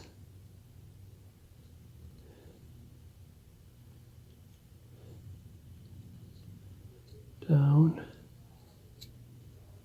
I hope those are all right. Are they? We'll find out. A little oomph here. Extra oomph here. Extra oomph here. Extra oomph here. Flip her around. Extra oomph here. I'm holding my knife kind of like a pencil because I have more control. I'm not going to be digging that much. When I start doing detail, most of the time, I hold it like a pencil. This is an old Murphy knife, as a matter of fact. It's been grounded down. We got the word Murphy there? Where is that? I never... What does that say?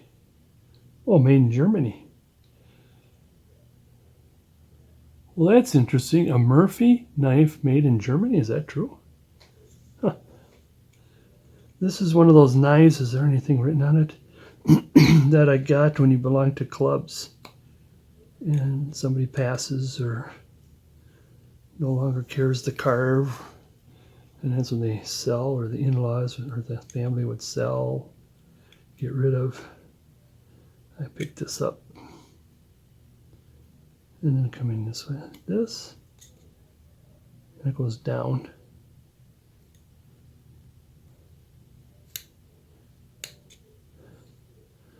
So remember, because the eye, the pupil is about right here, which means that the eye rounds down. Well, now see, now it runs down towards the cheek, because the eyeball is higher up like that. Can I see that? Can you see that? See how the, yeah, the eye goes this way because the pupil is, oh, let me do that here. I was looking at the camera. I'll end up taking his nose off, trying to see how that works. Okay, a little bit up, just a little bit up, so the eyelid is above, and then down, and you may have to cut a little bit more off. I'd rather do it carefully, firmly first, and then you adjust later, or take off a little more later.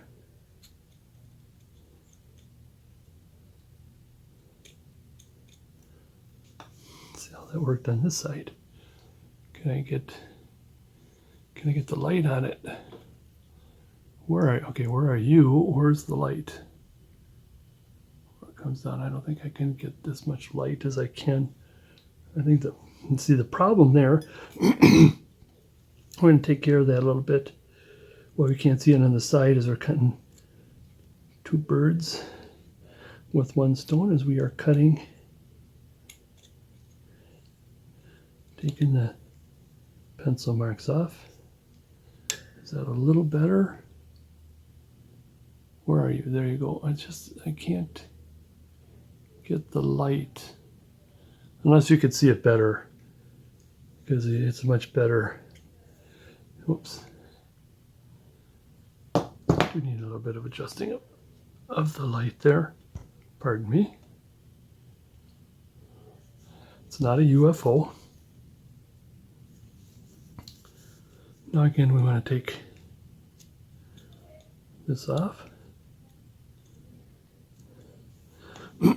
Now what I want to do is, with the knife, while I have it in hand, is do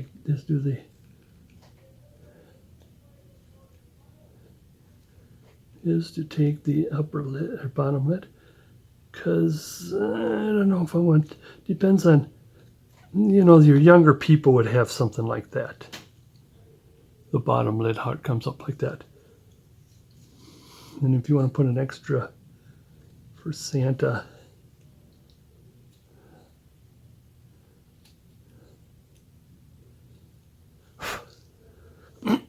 then we want to come back this way.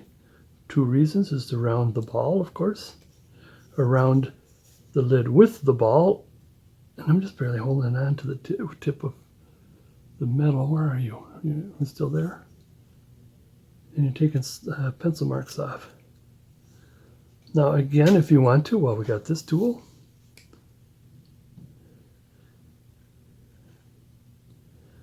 Put the bottom eyelid in. So it's two. So I'm giving you two choices there, or both. See that eyelid coming in. Bottom eyelid, top eyelid. Where are you? My medium. I think I can do this with my medium, and I'm going to skirt. Oops. I'm going to skirt up.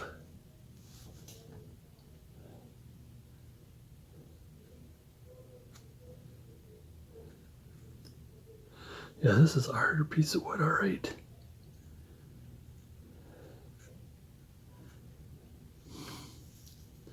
I always like to get it started on this second die.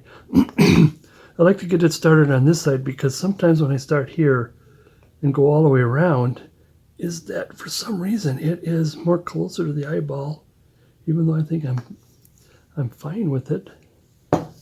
It's more closer to the eyeball than the other eye. So I want to, now he's a Santa, an old man, and what we want to do is just, oops, I was looking at the camera at the same time I was carving there, that's why I got off track.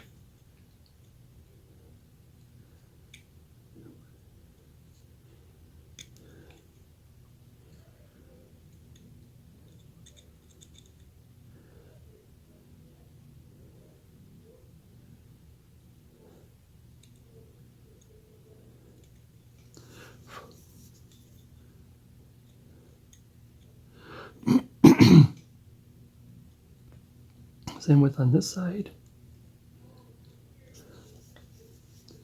It's like 10 degrees one way, 10 degrees back the other way.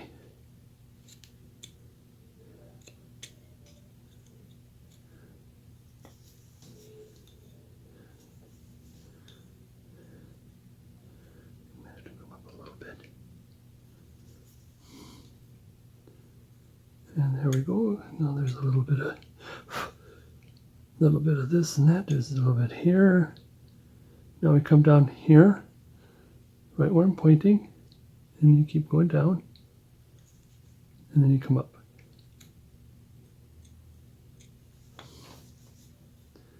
You come down, and you come up. Take a little bit of that pencil mark off. Now, it's just a matter of adjusting a little bit here and there, because what we're going to do is the forehead. Forehead actually slash. Let's take this off. It's starting to bug me. The eyebrow is what I want to do.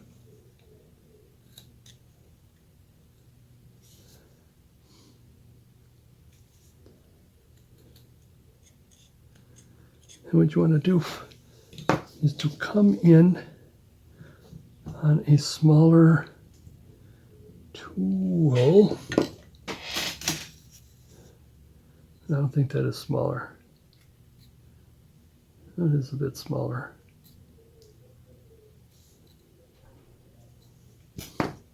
And if you can't come in with the, if this is too small, just come in with your knife on the outside first and then on the inside.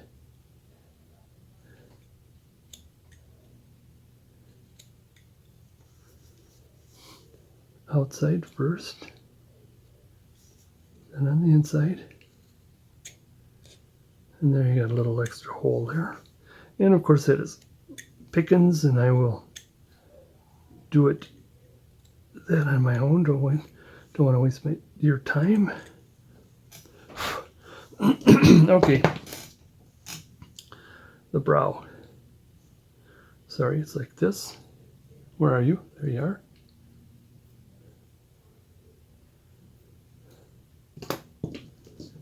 And I gotta tell you, there is quite a bit of this and that, and it's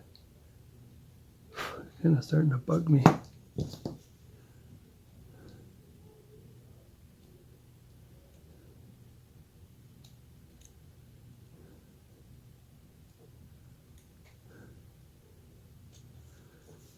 And this is starting to bug me too. See, I think that's kind of difficult when teaching, as opposed to just regular carving. I mean, when you're carving, you can just carve away this and whatever you happen to bump into, and you've seen that. That I've done is like I'm going one way, and then all of a sudden I'm going another way, and then I gotta get myself back. We're teaching, I gotta be each step at a time. All right, here we go. In.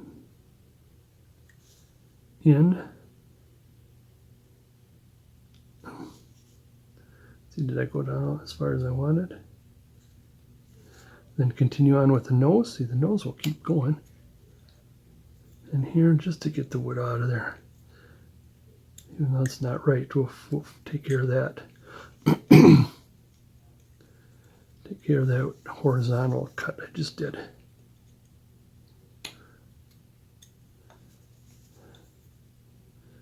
And you take a little bit. Here, let's get that flap out of the way. Where are you? There you are. Just take a little bit of this. So he's not, I mean, he might be concentrating, but he's not angry.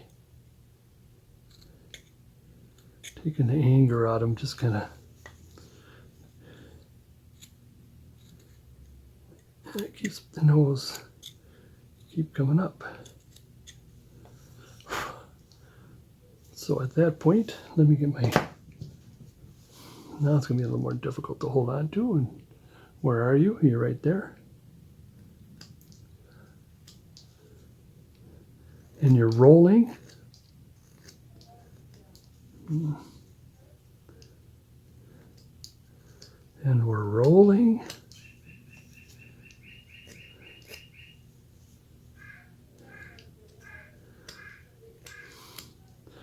It is white-breasted nuthatch o'clock, but we're continuing on.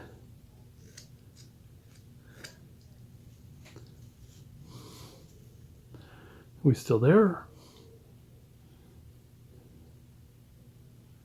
Rounding this a little bit here.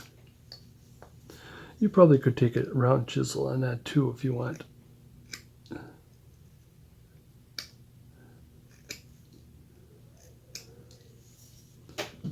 There. Let's get up here a little bit. I got some a knife that needs to be sharpened, I think. In fact, let me do that quick, and it's right. It seems to be right here.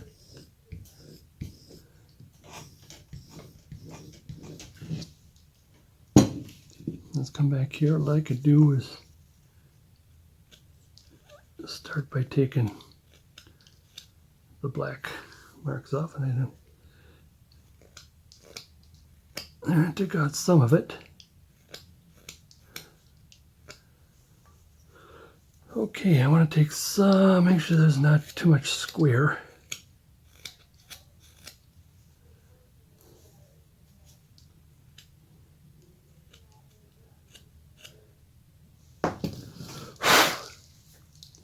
Okay, what do we got?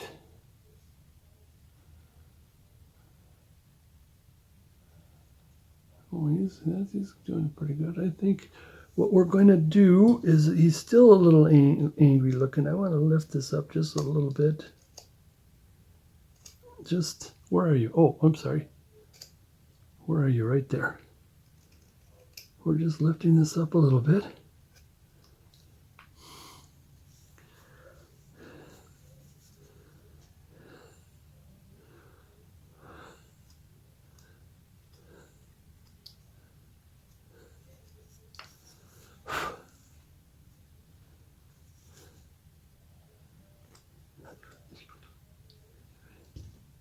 Is that a little better?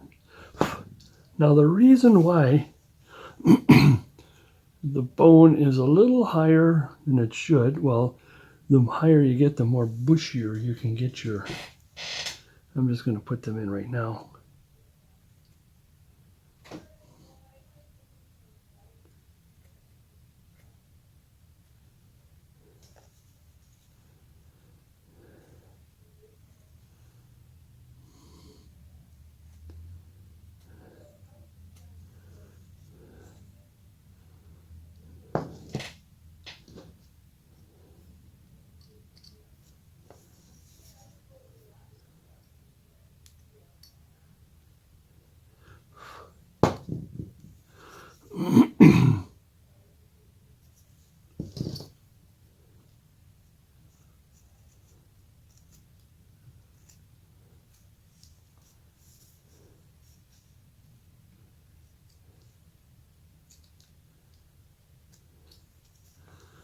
Okay, I mean, there's a lot of this'ns and a lot of that's'ns, and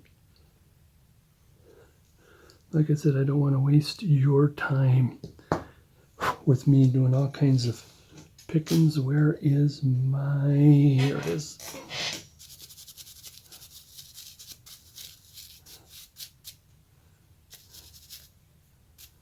I'm a little concerned about, oh, I got my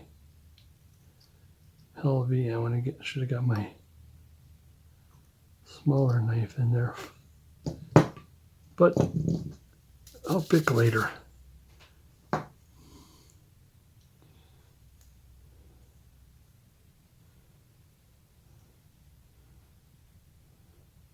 Can you see the eye? All right, now I am going to open this up a little bit here. Take my visors off there, because I think everything else, take my bifogies off. Put my reading skepticals on. Yeah, can you see? How well can you see?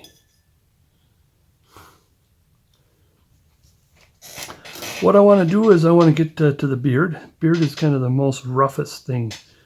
You know, there's a lot of oomph that you got to put, especially in this. And I want to take, I was in a caught here. It's getting to a point, like I said, I don't want to pick too much anymore. So I don't want my heavy on with my bigger knife. And what I'm going to do, in fact, let's pencil this in. Okay, I think we're going to have to bend this a bit. Push that back just a hair. And oh, we forgot the mouth. Let's put the mouth in before we put the beard and the hair in. Sorry about that. Let's bring this up just a little bit more. All right. Let's go about like right about here.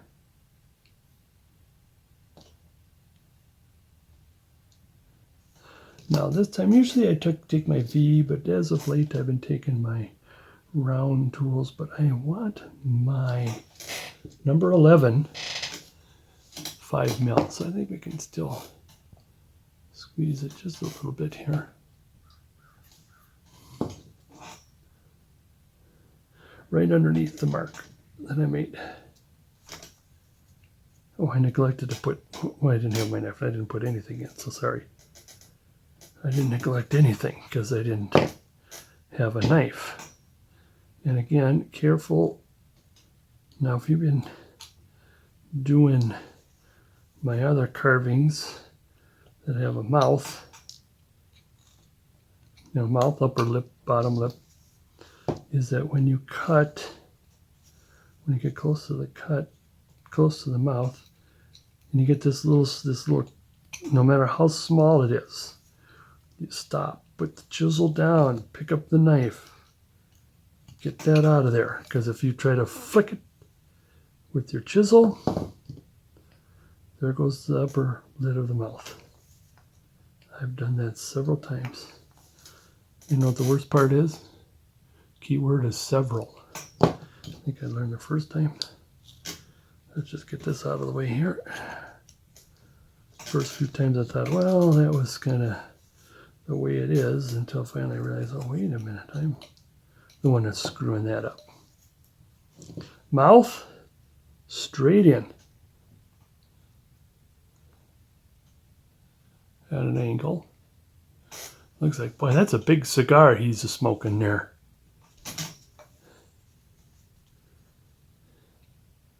Straight in. Oh no, I've got the cigar in the other direction. That is in deep. Now you want to be careful with your tip. Do a little at a time and round that. And the reason why you want to round that and you want a deep hole is because if that hole isn't deep and you don't see shadow, it looks like a tongue, like a dog sticking its tongue out. See, now you can see the hole, you can see the shadow. I think you go like that, you can see the hole, but I've had it, see if you go in this angle, kind of like this, well, there's some shadow, but I've had it like, well, it's still pretty good, but I've had it so straight up and down, and it just looked like, what the heck, is he panting or something? Seen a beautiful woman or something? I don't know. Same thing here, I gotta do a quickie here, just a quickie. Because I'm going to be doing quite a bit of digging on the beard. Now here's the deal, is that with the beard, depending on what you want to do, like I said, I'm cleaning, just taking, there are some of that black marks.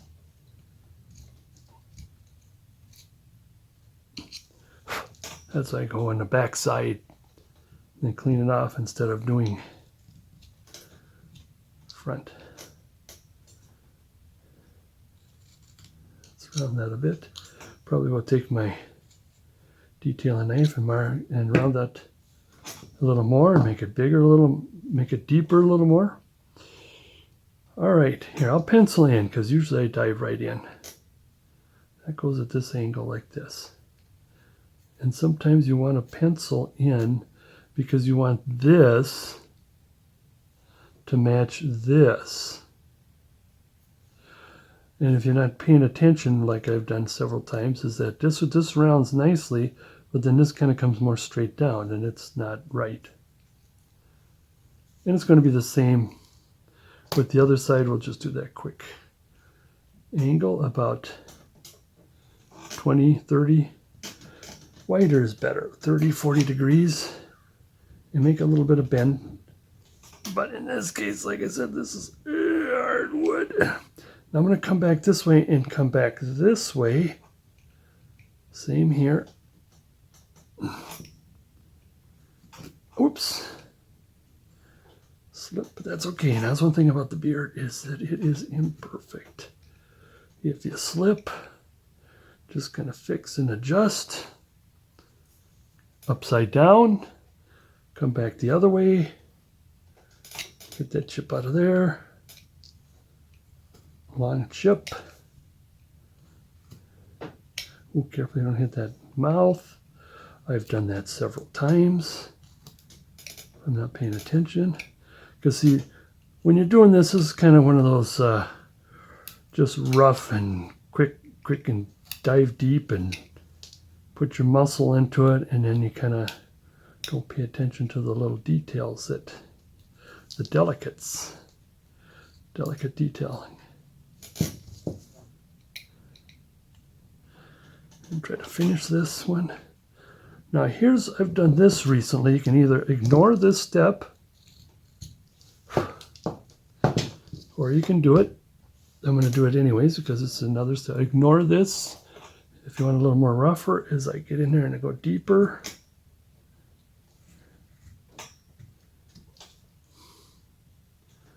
Oops.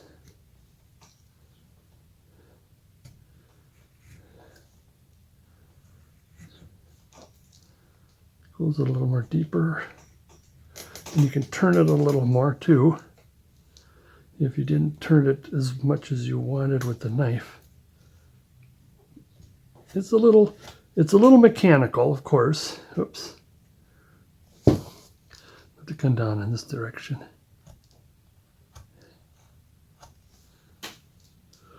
But when we get chomping in there, then it turns out all right. Now, while I have the chisel in hand, I might as well.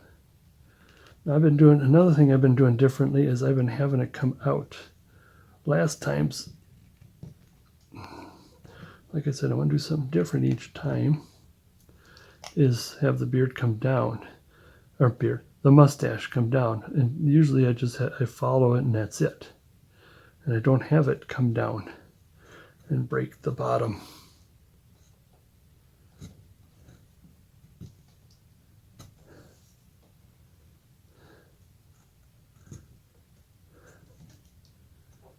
Let's take some of that pencil mark off.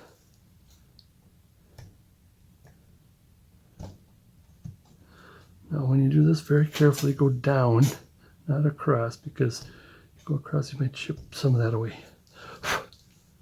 Okay, I got 2 pieces of hair done. 2 more to go. Big one's next.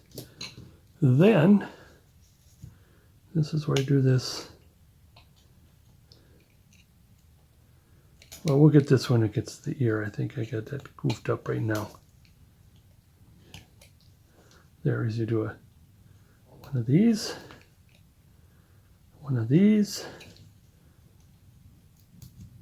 followed by one of these. Now, sometimes what I like to do is go with the knife is still in the same direction. You go bing, bing, bing, boom, boom, boom. As Hercule Poirot would say, boom. This way. I'm going to leave that for the ear. That one there. When it comes to this. Now you're really separating.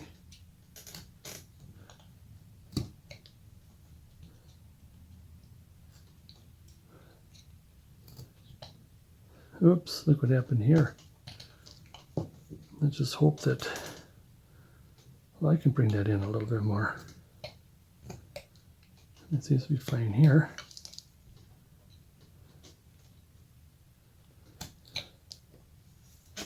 Oops, get in a little bit, that's fine. Next, I want to do the scoop with the tip of your knife. In other words, put some dent in it, make it imperfect. I don't know if you want to try with your round tools. If you want to, go ahead.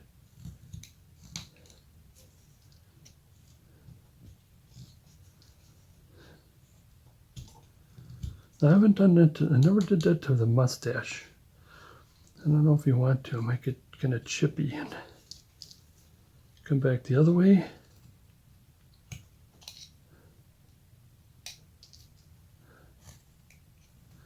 At least two, probably even one straight in. One, I say one or two. One or two. It's going to make it hopefully different than the last.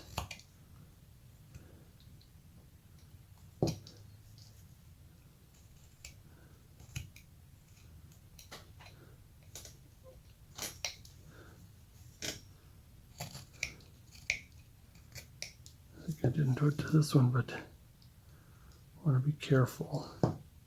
All right. Next, now you probably could have done the same thing, but I think it all, you know, when you did the first, when we did the triangle, when we cut these out, you could have done this at the same time. I've done this when, if the wood is really soft, I would do that, but when the wood is harder, it's a two-step process. So it's up to you. I want to try to undercut and get, that's what I'm doing, got under.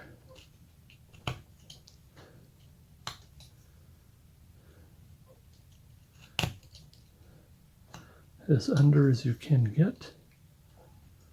I'll show you why since I'm done here. Or since I'm done with the other side. Because that does lift. Let's do it here like this, and like this. It lifts the hair up. Now if you want to, you can do something like this too.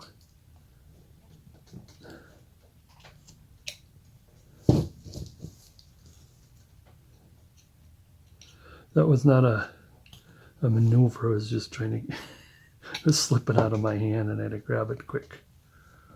Undercut. I think you can see, maybe if you want a little bit this way, and see how it begins to lift. You can do that if you wish. This step. It's really interesting about the beard. You can just stop. You could have just stopped before I did anything. You could have stopped after I did the V-tooling with the knife, or the V-tooling with the V-tool. You could have stopped right at doing taking the knife and making the waves. You can stop after you do this. Each step, it's just, this is it is, I think it's at least one, if not two steps away from realism.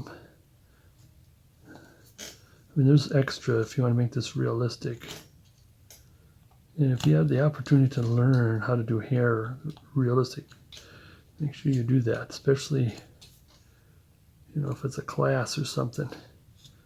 I might try to do that one of these days, learn how to do absolutely realistic hair and then teach that, but as of now,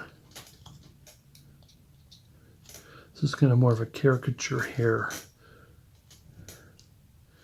Character slash stylized. Stylized is the right thing. All right, here, let me brush this and give you a show. Let me clean. Like I said, I don't want to waste your time But I do get carried. I want to make sure that when you see in here, if I put that extra, see if I were to put that extra in, let's do this. I neglected to do that, or I could have. I could have stopped at it. Here I did have some of it. Now, again, ignore the flips.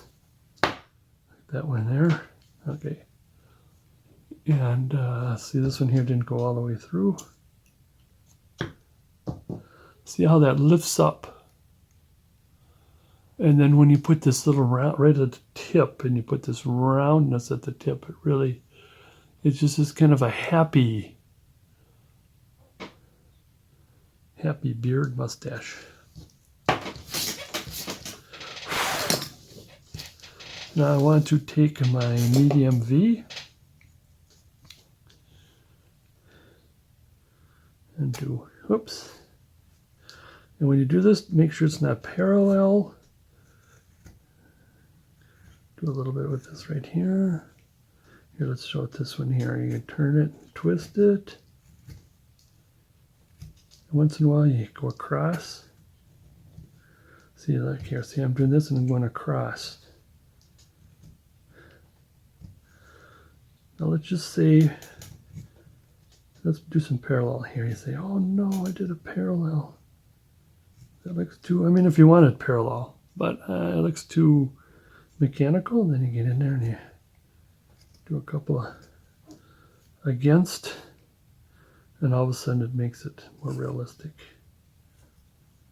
So that's why wave, wave and cross, wave up and down, left and right, back and forth. I don't know if there's a back and forth, just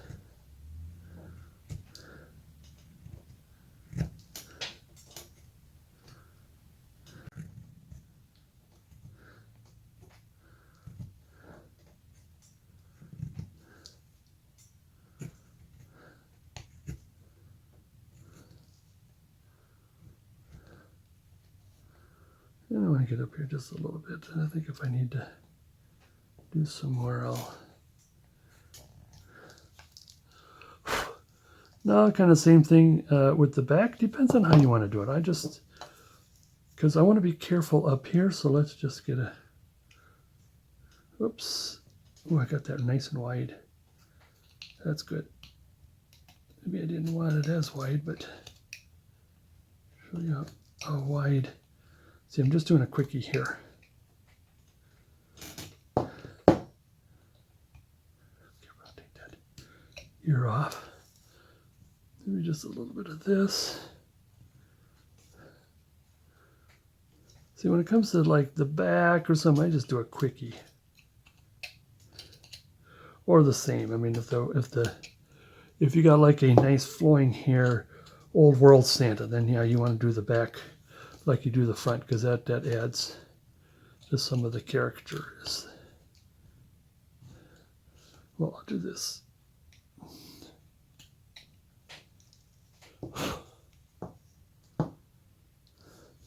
Then I might want to do a little bit of this, a little bit of a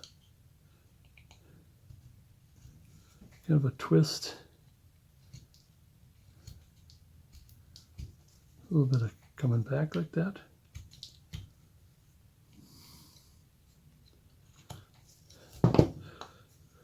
Did I, when I was done, did I stop and show you the beard before I went back to the hair? Did I? Well, let's go just in case. I didn't. I'm just like, I just get carried away and, you know, keep moving.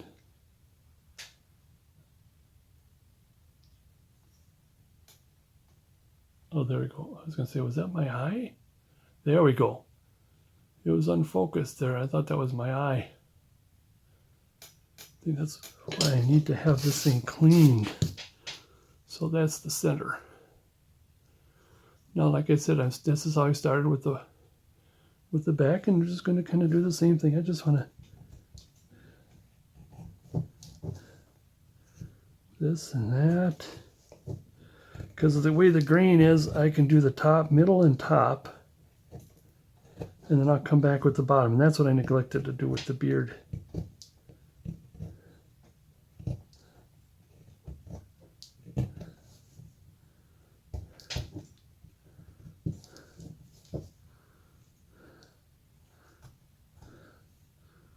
I'll come back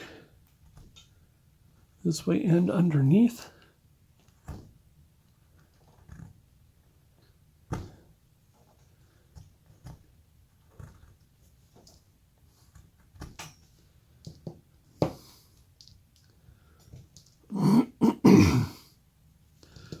Now, here's what I want to do. I want to get in like this. Kind of finalize this. So we really don't have, I probably should have done that before. I didn't see it. That's interesting. That's one of the things, again, when we're done, we got to take this 30,000 foot view of what we've done.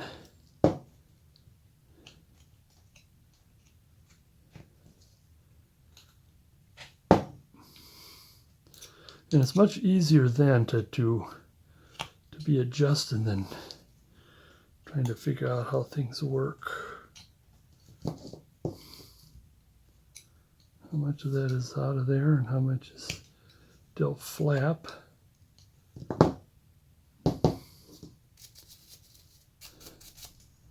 So with the exception of the flap and other things, back of the head, see how it comes up? I like how it comes up. How can I do this? Oh, there's on focus again.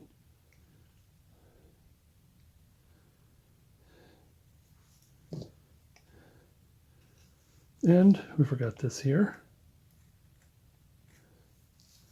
Come up like this.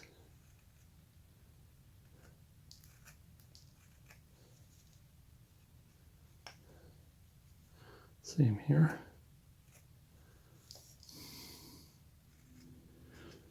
Now, like I said, that's what I forgot with this, is to do some of this.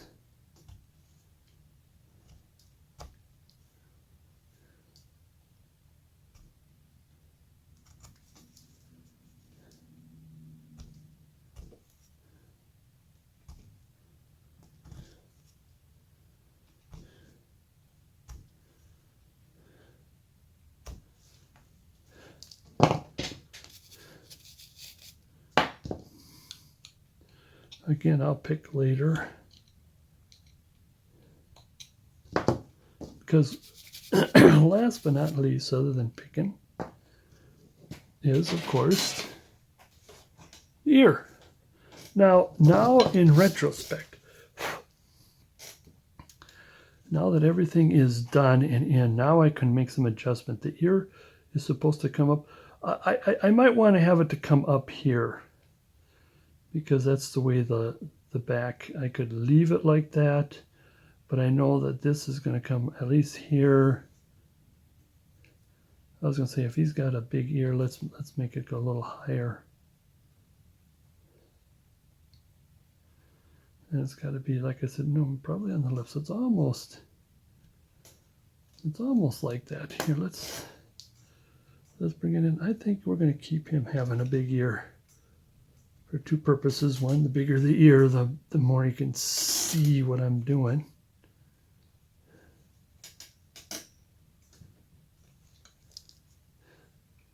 Careful.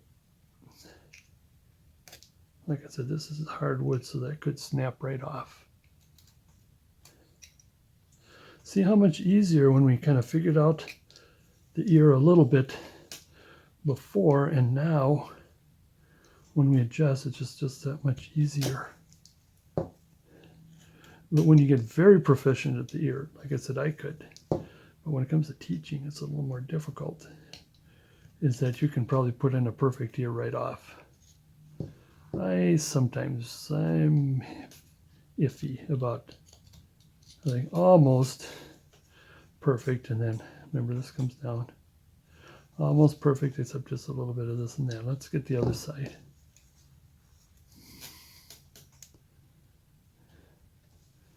And I still want it to come up just missing, just touching. Just touching in here. Bringing this in just a little bit, just a little bit.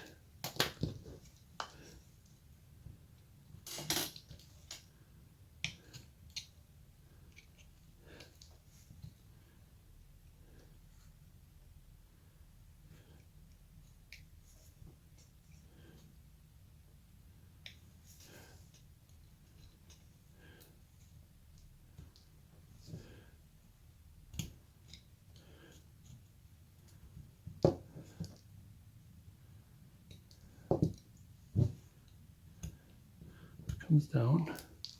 Now how does that look? I think this ear is a little bigger than the other one.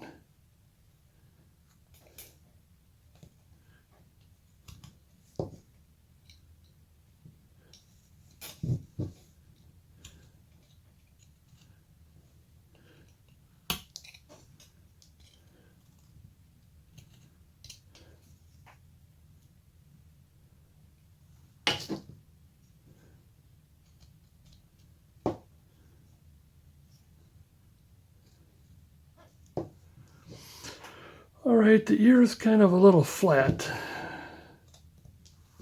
which is all right, I suppose. Now, again, I'm going to put, we need to, concave it a little more. But in order to do that, what we're going to do is right at the eye, give or take. I'm going to put one of these in. And we need 4 virtually downward, kind of a little bit away from that, what do you call it, the ear uvula, or what is that called? And make sure you come to here. Then we cut here, and I cut here. Then now we really cone it. Undercut, or again, you can use, I've seen other instructors use the bigger. Nah, I was going to show you, but I'm not proficient at it. I don't want to show you something I'm not overly proficient, but using the wider, no, that's too wide. I have another one that's close to that, is one, and I can't, and he's right here. So sort of like this. I mean, I think it could be more easier. But since I don't do this as much, well, at least I kind of showed you. If you want to learn how to do that, maybe I'm going to start learning myself. Yeah, so, oops, switch direction is down. Okay. A little more coning here. Could probably take a deeper round tool.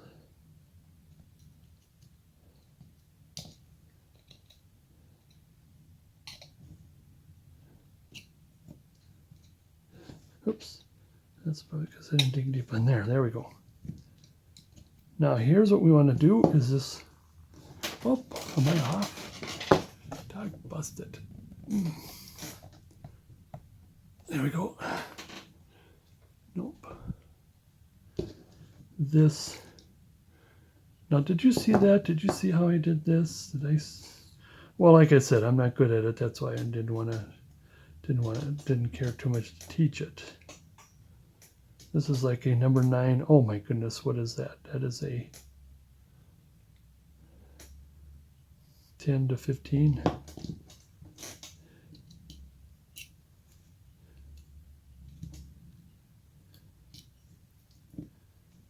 Right, and then here, straight down, straight down, straight down.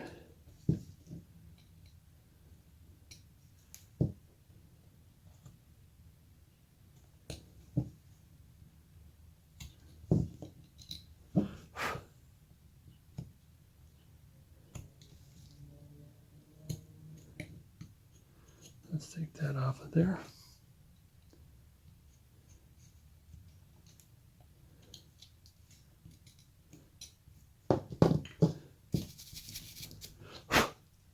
Now, I mean, it's like I said, there's some cleaning. I like to have that listening hole have a nice shadow. We want some shadow in that listening hole there, and this thing rounds off and blah, blah, blah, blah. Cleaning, cleaning. But two things with the ear before we go. With the ear, where is my small V? My tiny V. Oh, right here. All by himself. He's the last one I used. And right here along the ear, just off the ear.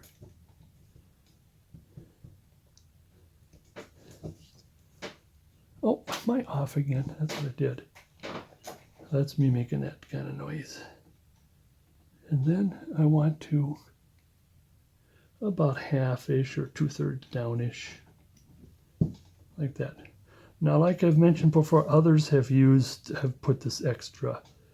Oh, don't bury the V.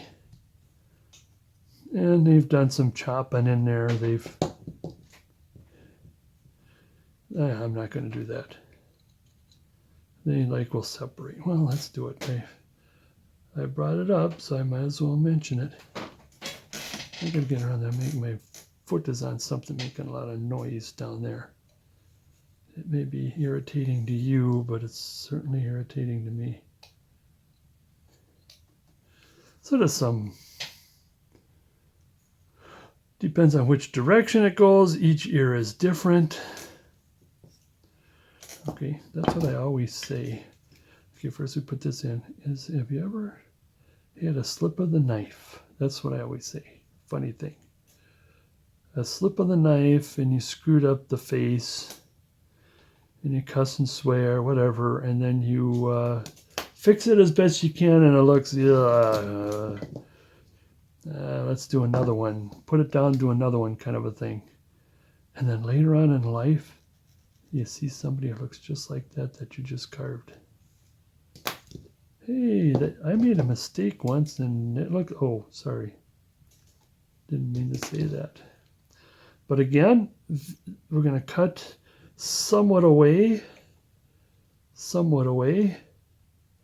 Get that tip up there. Get that tip up there. And we're going to do a stop cut here. Stop cut here. And again, this time I'm going to do it with my knife instead of with the round tool. Now it's easy this way because the grain is going with you. And that pops out nicely. Okay, let's go this side and all hell breaks loose. I think if we go like this, it might be a little easier. Well, that turned out to be okay. Did I get that out of there? No, I didn't. It almost looked like it was out of there. Well, deep, okay. Same thing here, about half of that. Straight down. If I can let go. And like I said, now we got a chip cut, and we want that to be, that's the hearing hole. And then take the round and take the pencil marks off.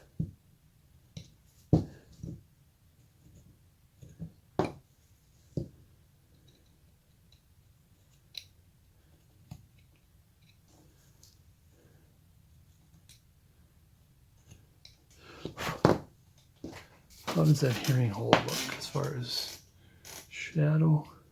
It's really interesting how different the light is when I'm in one direction than the other. Yeah, that one. Because I think these two ears are not identical when I flipped it over. Yeah, I think this one here is this little triangle is too big. We do a little bit of this. Maybe I should have done the bottom because the bottom is easier. Here's what I should have did. And I will spend more time on those listening hole, small V. Get that out of there. Oh, you know what I want to do is I need to do this, a little bit of Did I neglect to do that? Just make that rounder? Oh, I did do that. Okay. Again, just, oh. A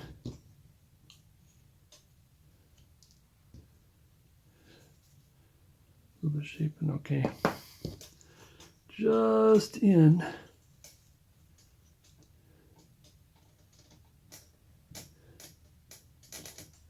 Oh, where are you? There you are. That's what I did, just in with my little V.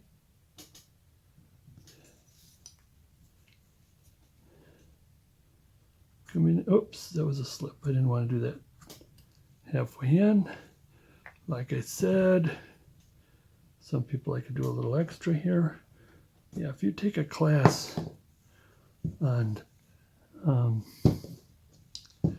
the face and stuff like that, always take classes. Even with the, well, I got my YouTubes here and giving classes, and other people got their YouTube. But if you can ever do class in person now, that would be a good thing to, if you can get the face.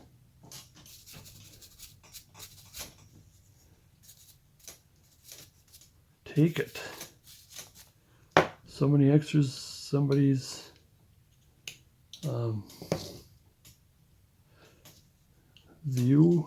point of view is different.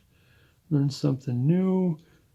Maybe something that somebody taught you and you try to do it and it's just not right, and then all of a sudden somebody else will point it out. Either point out why you're doing it wrong even though it's right, or that's not your style or anything. One of the things I've always thought was, or a question even ask you is, have you ever been told something or listened to something or read something a million times, and then it's the 1,000,001th time you get it? That's the thing that's interesting. And here I'm going to try to do a little bit more adjusting, and I just, like I said, I don't want to waste too much of time. It's almost kind of the Fred Flintstone hand here, which is probably okay-ish. Now, have I forgotten anything? And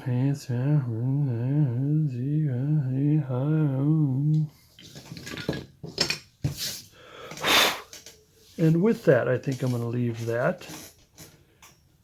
And I want to do this.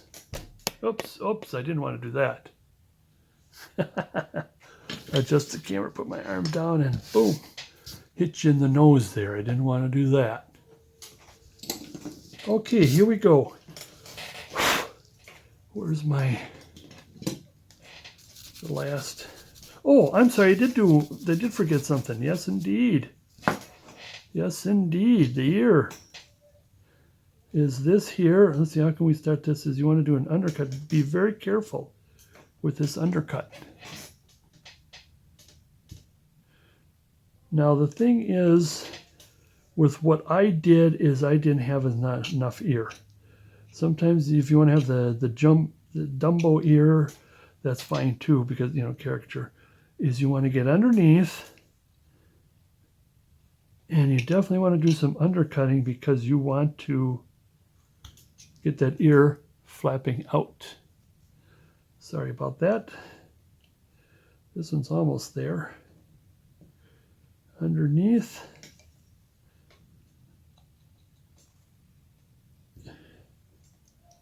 Now don't flick that ear off there. There we go. Now I like this ear. This one is not too shabby as far as it's sticking out. And then while we're at it, where's our V? Whatever we kicked out of the way when we did that, put it back in, get that out of there. Especially then down here. Were we okay down here? Ooh, careful. Let's give him a shark bite. And I'm just going to cure some of the bigger. I better not. Better leave that alone. I'll have to pick at it. Now, did I forget anything? So you got the neck up. Oops, where are you? Let me bring this like it's, well, though he's going to lean a little forward, but I want him to be leaning back. Adjust so he looks like he's leaning back. He's got the belly. The arm, like I said, the hand could be adjusted. The Fred Flintstone hands can be adjusted. Now, what you might want to do is, I'll first take all the pencil marks off you can find, is,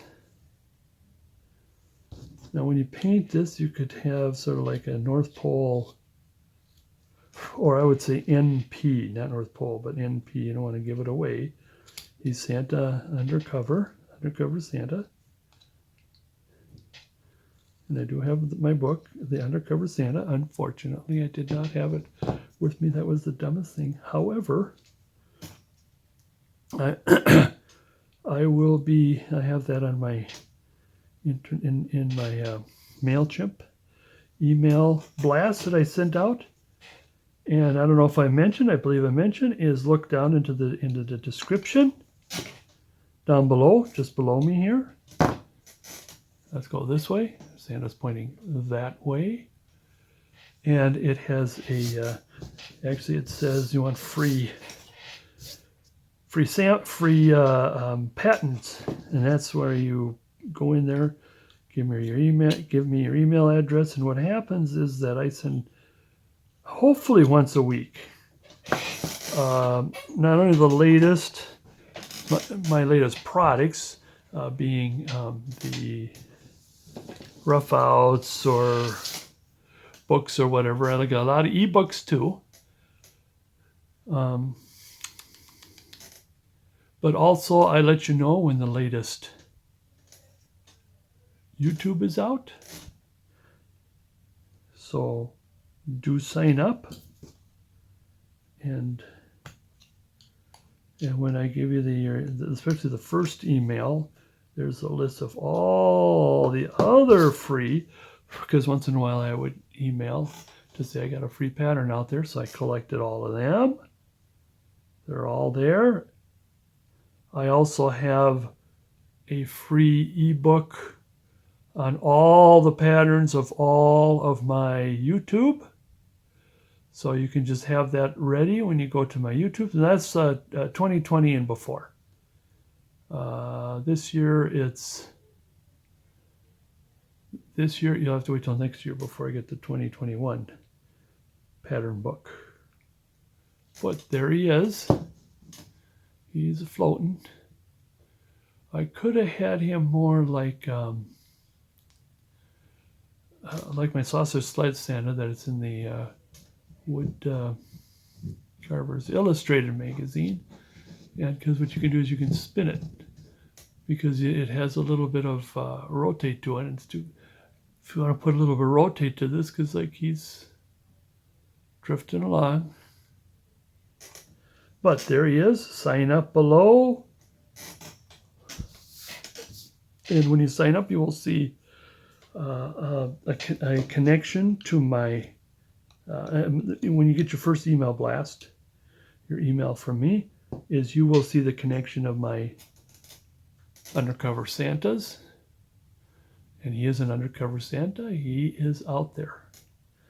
The concept of the undercover Santa is, you ever wondered how the heck does he know? Well, he's out there, but children don't know that it's him. And that's what it is. It's carvings of him in a mailman suit. I got a Santa in a as a basketball coach. I even got Mrs. Claus as the school nurse. They're all out there. Librarian. They're all, and especially the saucer sled Santa that's in the Wood Carver's Illustrated last, that would be 1999's winter edition. As a matter of fact, it was the front page. Anyways, there you go, on and on and on. But do subscribe below, And till the next time, adios.